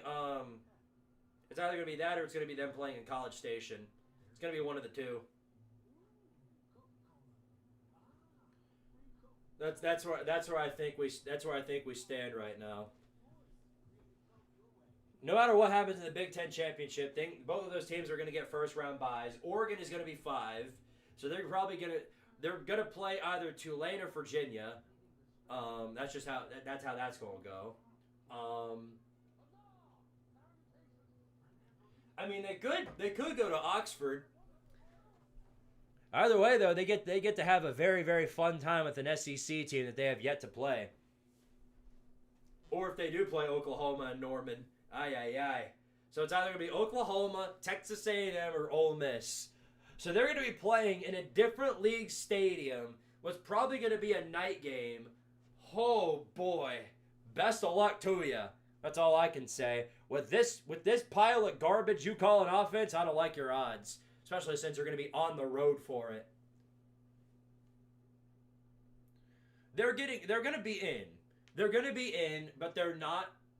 They aren't going anywhere else. I don't see this team the way that they're playing. They're playing scared. They're playing like they don't trust their quarterback, and they're not making any changes to do anything about it. And I can assure you that's going to result in them bringing out this same piss poor offense when they get to the playoffs. With whoever it winds up being. Especially since it's going to be a road game in either Oxford, Norman, or College Station. And when that happens, yeah, they're done. Texas A&M's defensive line is going to have a field day on whatever this is supposed to be. Oh my goodness. Mario Craver, all Mario Craver needs to do is just catch one football and it's over. Yeah, we're past the point.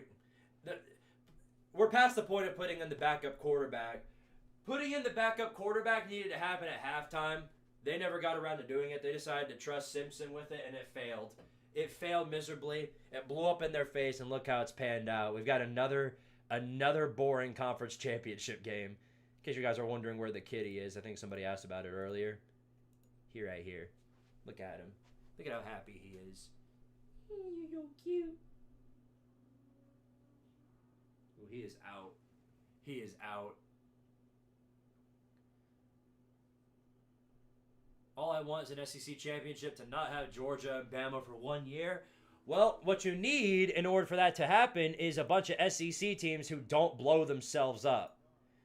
That's what you needed to happen, and that didn't happen. Texas A&M blew their chance by losing to a terrible Texas team that couldn't even beat Florida.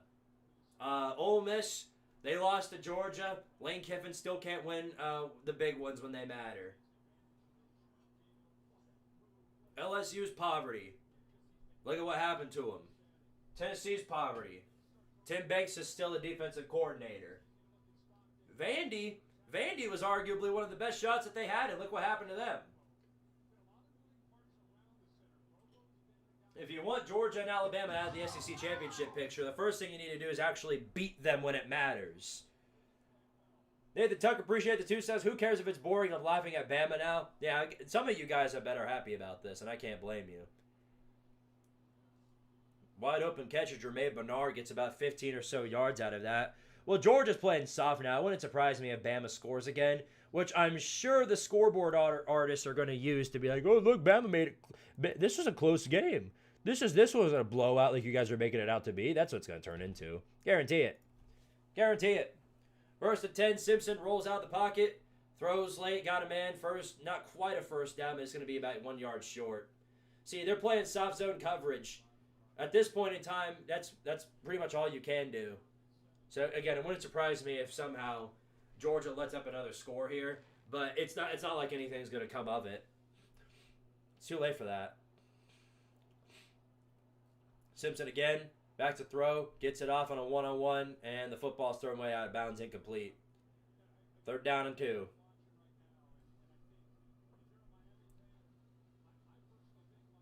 We need Squidtard instead of Tim Banks. Anybody would call a better defensive. Anybody knows that if you run the same coverage 27 times out of 27 times, somewhere among those 27 times, the defense is going to find out what you're doing, and they're going to start to take advantage of it. But of course, we don't know anything about adjustments. Anyway, lined up in the 5-wide formation. Are they ever going to start using Ty Simpson to run the football again? Remember when they did that? I don't know. Maybe. 4-wide set now. Pass play. Simpson rolls out the pocket again. And here he goes. Takes off. Can he dive for the first? I think he did. I think it's going to be safe enough for the first.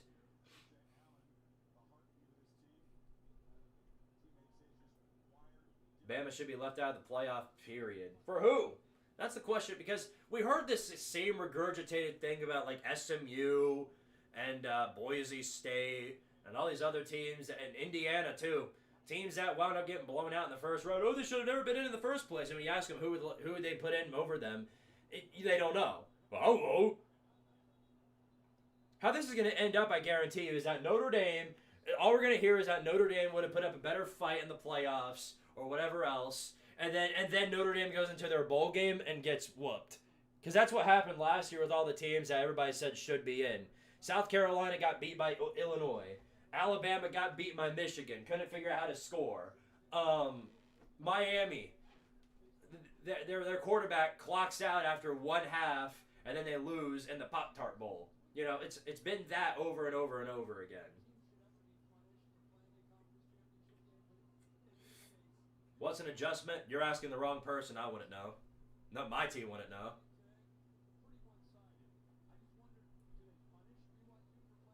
Yeah, Notre Dame got all that money from last year, then proceeded to lose their only 2 games that matter with it.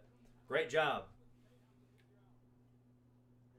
Wonder if they're going to show Tyler Buckner on the screen again for losing and blowing that extra point. Again, though, you wouldn't be in that situation if you had a worthy defense. Bama's actually going for it here on 4th down and 1. They blew him short. This is pretty much the game right here, as if it's not already been called. Bunch formation for Bama. Going to be a handoff. No, pass play. Gets it off. There's what they tried to do last time, but Ty Simpson overthrew it. Got it to Edwards for the first. And Bama's drive will continue. BYU's not in. BYU's done. Miami should be in, pending that the playoff committee is not that stupid.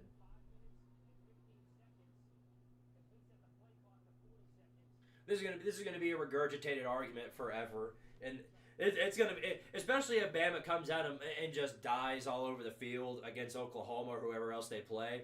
If this is what they're going to bring on the field, we're just going to hear that argument nonstop that they should have never been in the first place. 5 minutes left to go. 5 wide set here on 1st and 10. Back to throw. Simpson gets it off on the outside. Nearly intercepted. Threw into double coverage. But too bad. That's the first time I've seen a Ty Simpson overthrow that actually pans out in Bama's favor.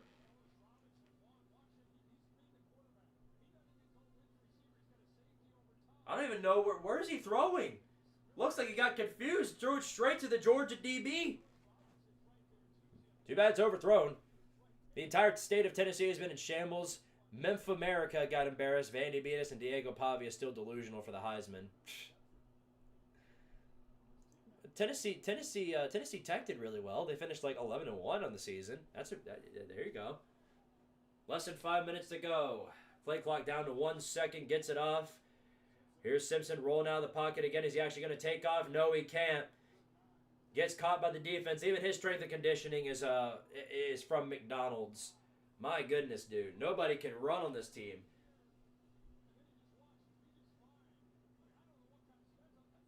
Yeah, this is the same type of offense you saw against Florida State. This is just terrible. But Georgia this is Georgia at their best. This is Georgia when they actually show up to a game and play it for a full 4 quarters. This is exactly what you get. They're a hell of a good team. What else can you say? 4:15 to go. Just kind of waiting for the clock to go down. Simpson gets it off early. Dumps it off. They do some trickery. It's a lateral and a good run right there. Gets all the way down to the 20. Look at them trying to do a lateral. There you go. They're just whipping out the kitchen sink on Georgia because they know they're cooked either way. Might as well choose now to do some trickery with it. Dre Bernard threw a cleaner pass than Lisa Simpson did.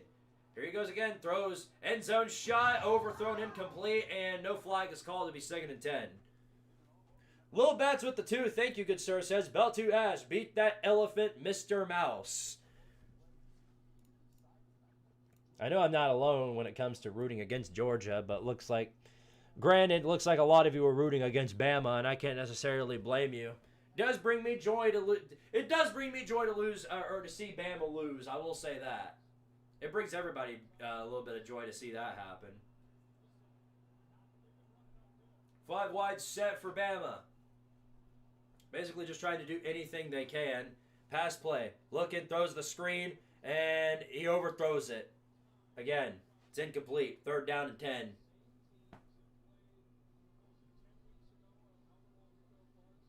I think Texas Tech gets into the CFP after the game today against BYU. Oh, yeah. Texas Tech gets far into the CFP. Yeah, absolutely. If that defense continues to play like they are, they might make the Natty. I could absolutely see them beating either Indiana or Ohio State. But that's only if their offense bothers to show up. 3rd down and 10 for the Tide.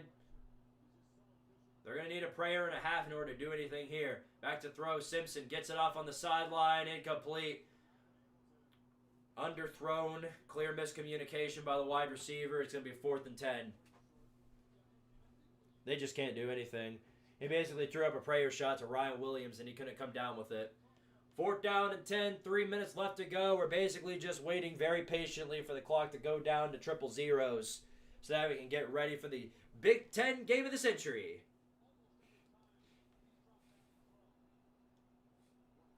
Fourth down and 10. This is the prayer shot. Their last shot of doing anything. Here it is. Takes the snap. Simpson. Back to throw. They're bringing all kinds of pressure. Rolls out of the pocket. Able to escape one man. Still rolling out of the pocket. Now it continues. Now throws to the end zone. And it is incomplete. No good. The prayer shot comes up empty. And Georgia will take over on downs deep in Alabama territory. Or deep in their own territory, I mean. Either way, though, that should be GG's. No PI is called. And there's your ball game, ladies and gentlemen. The Mouse is going to win the SEC. And they're going to get themselves a first-round bye and potentially a 2 seed. You're in the playoffs.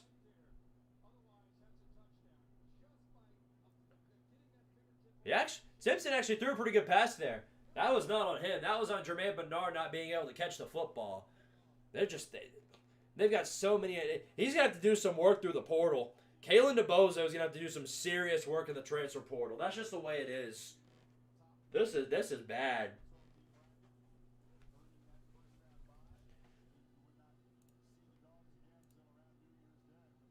That's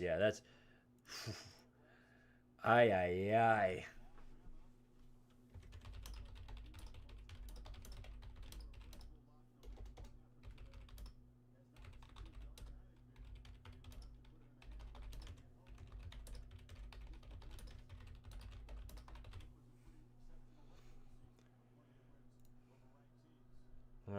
Well, that was just a terrible game, wasn't it? Here's Stockton, hoping to make this worse than it already is. Taken off and then goes down. I don't know why they're still passing the football. 2.5 minutes left in this ball game. Just run the clock out. What are you doing? Is Kirby trying to make this worse? You're just asking for it now. Well, that should be it, ladies and gentlemen. Ball game should be all but wrapped up with that one.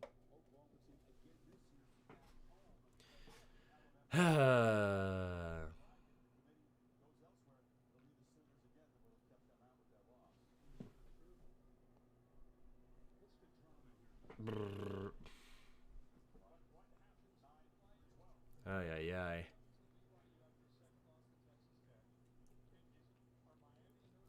The white flag has been waved. I don't know. That last drive there was just a desperation shot to make things look better than they actually are.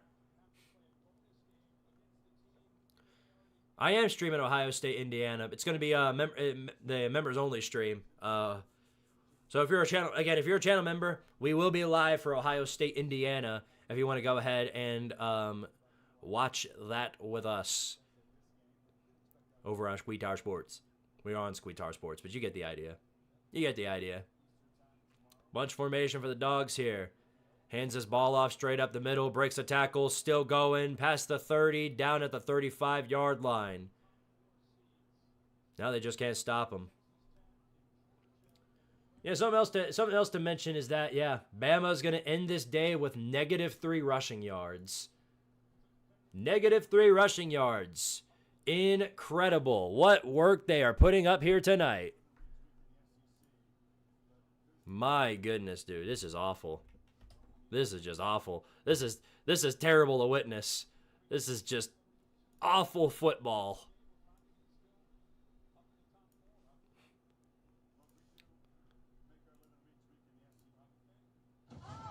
All right. Looks like Bama's going to use a second timeout for some unknown reason.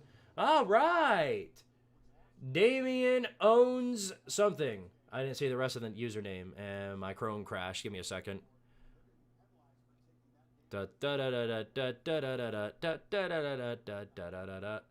Damien owns you. Has become a soldier of Tardaria. Thank you, good sir. Thank you very much. King Kakarot 07, thank you for becoming a soldier of Tardaria as well. Welcome. Thank you guys for becoming channel members. Greatly appreciate it. Y'all are great. Y'all are phenomenal people. Greatly appreciate your support for this channel. It goes a very, very long way. I'll say that for sure.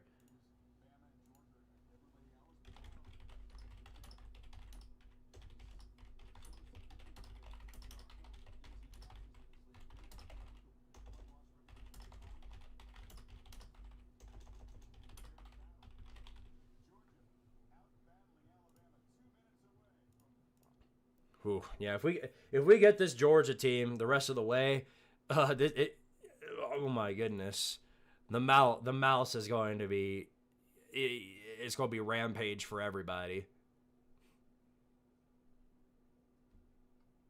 Yeah, Matthew, that's not saying much. Everybody loves the SEC, right? In different leagues conference. Tell them, Lane. You might as well be in different leagues, not conferences, different leagues. Like, do we really want to go back to the days of the Alabama dynasty? I sure don't. Well, tough question to ask there.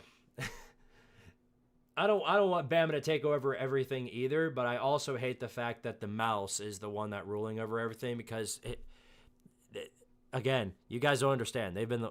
They have treated me the worst out of any fan base in the country, and I hate the team more than anybody. I hate Georgia. I hate them. I hate them as much as Ohio State and Michigan hate each other. It's awful. Again, though, there was bad and good to come out of this result because I get to laugh at whoever the loser was regardless.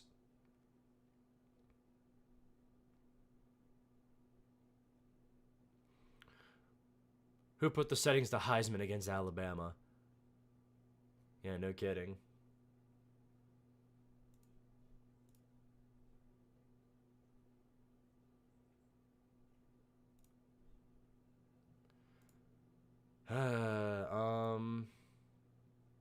I should have bet more on Georgia. The fact that you guys put a bet on this game regardless, you should be ashamed. You should be ashamed of yourself for that one. You kind of asked for it regardless.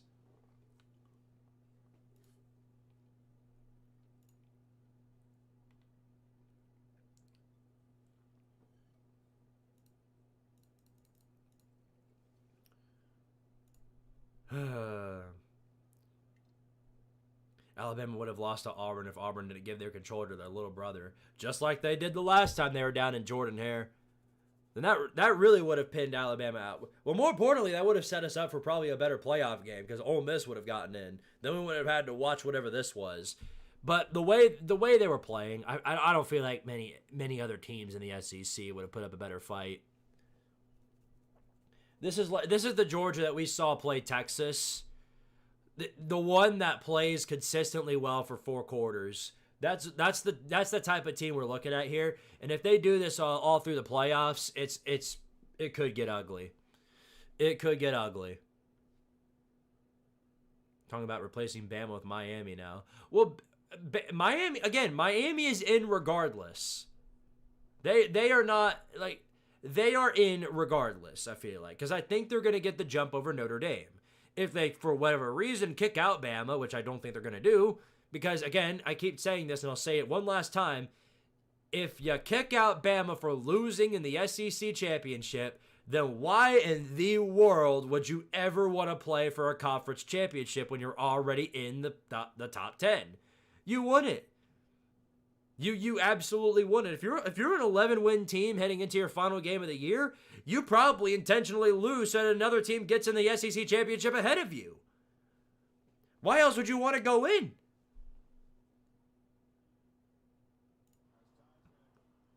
I want it. I want to be as far away from the playoffs as possible. Get me as far away from that as you possibly can. But then again, it's not entirely their fault. They were out of the playoffs. All Texas A&M had to do was their job, and Alabama would have been out. And I take it back. No, Alabama would still have been in. So they just would have lost either way. It was just never going to go their way. That was the reality of the situation. This was just never going to go their way. Oh my goodness. Yeah, this was an ass whooping. This is the type of stuff Bama used to do to Georgia back when Georgia, before they became who they are now. So, yeah, dynasties. I mean, this should have been known, but the dynasty been dead for a while. This just pretty much confirmed the revelation, man. This is bad. This is just terrible football. Terrible football. That's all you can toss it up to. And here's the final knee to solidify the dub. And that's it. Stockton takes the knee. Georgia wins the SEC. We'll be moving on to play in the second round of the college football playoffs. Alabama's fate lines up with whatever the playoff committee considers to be good or quality win-wise, so I think they should be safe. I think they should be safe. It's Alabama, guys, so they're going to find a way. I don't think they're going to fall down if all that much, but yeah. Georgia takes care of business, puts belt to ass. The Dogs win another one. 3rd SEC championship in the last 5 seasons. That's all you can toss it up to. Great win for Georgia. They earned it. They earned it. By the way, just want everybody to know, if Josh Heupel didn't ice Guangdong Gilbert in that final moment of our ball game, we would have beat Georgia. We would have beat the SEC championship team, by the way. Chances are Georgia would have probably even been in this had Guangdong Gilbert not missed that field goal. So many ifs. No results to go along with it. What the hell is even that?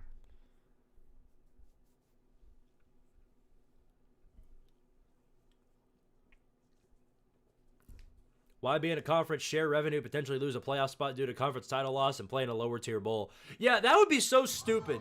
Imagine Alabama, who lost in their conference championship game, getting left out and replaced by a team that's not even in a conference. Holy hell, dude. I'd freak out. Sport Ball Otaku. Love the name. Appreciate the $5 super chat, by the way. If Bama makes it in, the committee has one mindset. To quote your bud Red, money talks and bullshit walks. Definitely not far from the truth. $2 away from hitting the squiddy if anybody wants to contribute. We're going to go live over on the members only stream in about 20 minutes. I will wrap things up here shortly, though, because I got to at least eat a little bit of something before we get into that stream.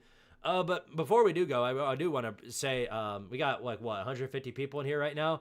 You guys are all awesome. You guys are. You're all wonderful, phenomenal people. I don't know if I can ever say it enough how grateful and thankful I am for y'all. The fact that you come over here in bulk and watch these streams and watch me talk about football and ramble on about nothingness for however long. Now, majority of you are probably only here for him. Because why else would you be here? You aren't here to listen to me. You're here for him. Hello, Smokey. Yeah, hello. Did you have a nice nap? I bet he did. Okay. Hello, buddy. Wild Dog 333, appreciate that too. Congratulations on the win, by the way. Says, I got Squiddy. Yes, you do. Yes, you do. Appreciate you. You're a real one. By the way, I meant to update this. We've got 2 Squiddies on the day. Also, for whatever reason, change that now. 100. Yeah, there we go. All right. Squiddy time. Ooh, I said right foot free. Hello, kitty. Oh, shoot. I forgot to change the camera. Hold on. Bam. All right. Ooh. Ooh. Ooh. Ooh. Congratulations to the Bulldogs on becoming conference champions. The SEC is owned by your hands once again. Nothing changed there. You're just continuing from where you left off last year. You get revenge on the Crimson Tide for the beatdown they put on you in Athens. And you solidify your spot as a first-round bye team in the playoffs. So far, a really good season for the Bulldogs, but you have a ways to go before you make it to the big dance. So we'll see how it all pans out all the same. Ooh. Ooh. Ooh. Ooh. Okay, enough of that. SoundFX09, appreciate the 5, says, we did it, by God, we did it. I know you hate it, Lord of Tart area, but it's always great to see you stream, man. Keep being you. Go Dogs. Yeah, I mean, for what it's worth, you guys earned the win. I'm never going to make excuses for any win or loss that I have. And this is, I say this is a loss. This is a win-lose situation for me because, yes, Georgia did win. And, you know, it's I never like it when that happens. But Alabama lost. And who doesn't enjoy that? You know what I mean? Who doesn't enjoy a little bit of that every now and then? You know what I'm saying? But yeah, no, congratulations on the dub. And good luck the rest of the way.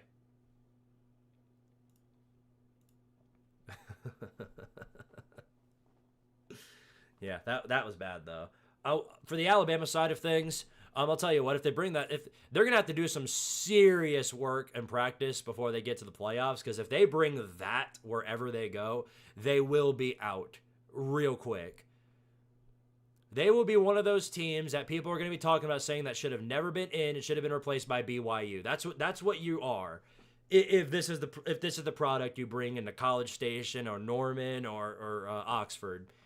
And it's looking like if you go down to the 10 seed, if for whatever reason Miami has moved up, you're heading to Oxford. If you stay where you are, then you're heading to Norman, and you're going to have to play Oklahoma in the world's most terrible rematch ever before seen. It's going to be awful. It's going to be the most atrocious level of football anyone has ever seen.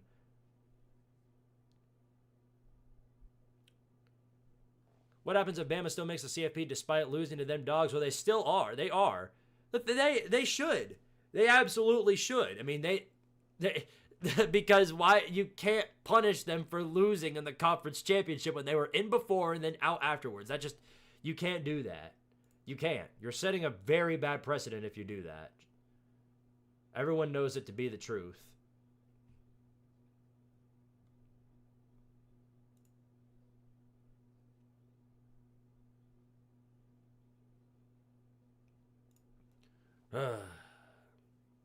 Ryan Grubb. Oh my goodness. Set up some grub for the dogs tonight, tell you that much. Dog lover Kirk Herbstreit said it's down to Bama, Notre Dame. For the final spot, well, yeah, I think Miami is in, and then I think, yeah, it should come down to Bama, Notre Dame. Whichever one you want there. Somebody is going to be crying, though. That's all there is to be said. LSU is going to the Music City Bowl rumors. Yes, I think LSU is also going to the Music City Bowl. Yeah, and based on how their season has gone, they pretty much earn it. They pretty much earn that one.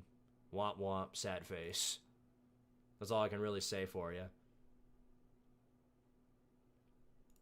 By the way, just want to let everybody know before I get on out of here, we do have some breaking news in the transfer portal.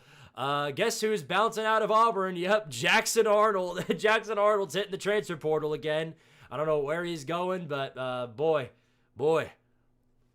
I'm telling you what, LinkedIn might have themselves a good one. Oh my goodness. Jackson Arnold. Oh my goodness. Jackson Arnold. Back in the portal, huh? Didn't work out at Auburn. I'm looking forward to seeing where he goes this time. You think he's going to stay in the different leagues conference, or is he going to go somewhere else?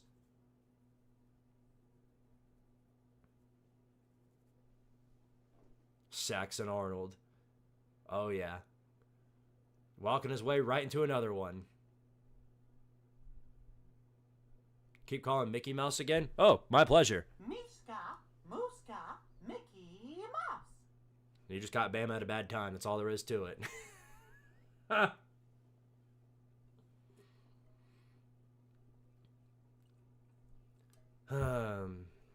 Kirk doesn't make the decisions. He's just telling you what it comes down to. Or at least what he thinks it comes down to. I don't know. The playoff committee could just do something stupid and put Texas in. We have no clue. We have no clue. We're just here for the fun of it, all right? That's all it comes down to. All right, guys. Well, I'm going to take a quick break, and then I'm going to get to the members only stream. So, in other words, I am getting on out of here. Of course, we will have a good section of chaos for this one. And I hope the conference championship games get a hell of a lot more entertaining, because what we're witnessing now is awful. Is horrendous level of football. So, my guess is that things are going to get a whole lot better when Indiana and Ohio State get on the field, because it's the number 1 and number 2 team. I'm expecting some entertaining football, so we're bound to find out. Pray for the best, cross your fingers, and yeah, we'll see how it goes. For those of you who are channel members, I'll see you guys over in that stream very shortly. And for the rest of you, I will see you guys Monday for the FBS report with Red. And I'm sure we'll have plenty to talk about, especially if Ohio State winds up blowing their load tonight. All right, guys. Thank you all again for being here tonight. Y'all are all wonderful people. Love each and every one of y'all. And we'll check with y'all next week. As always, don't forget, power to Tart area. And of course, high tide. High tide, guys! High tide! High tide! Thank you all for watching. Check with y'all later.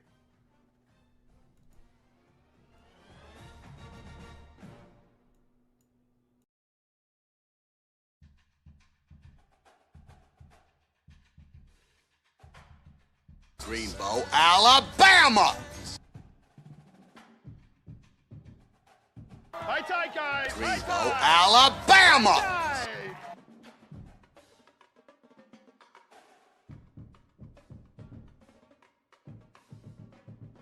Mishka, Mooska, Mickey Mouse.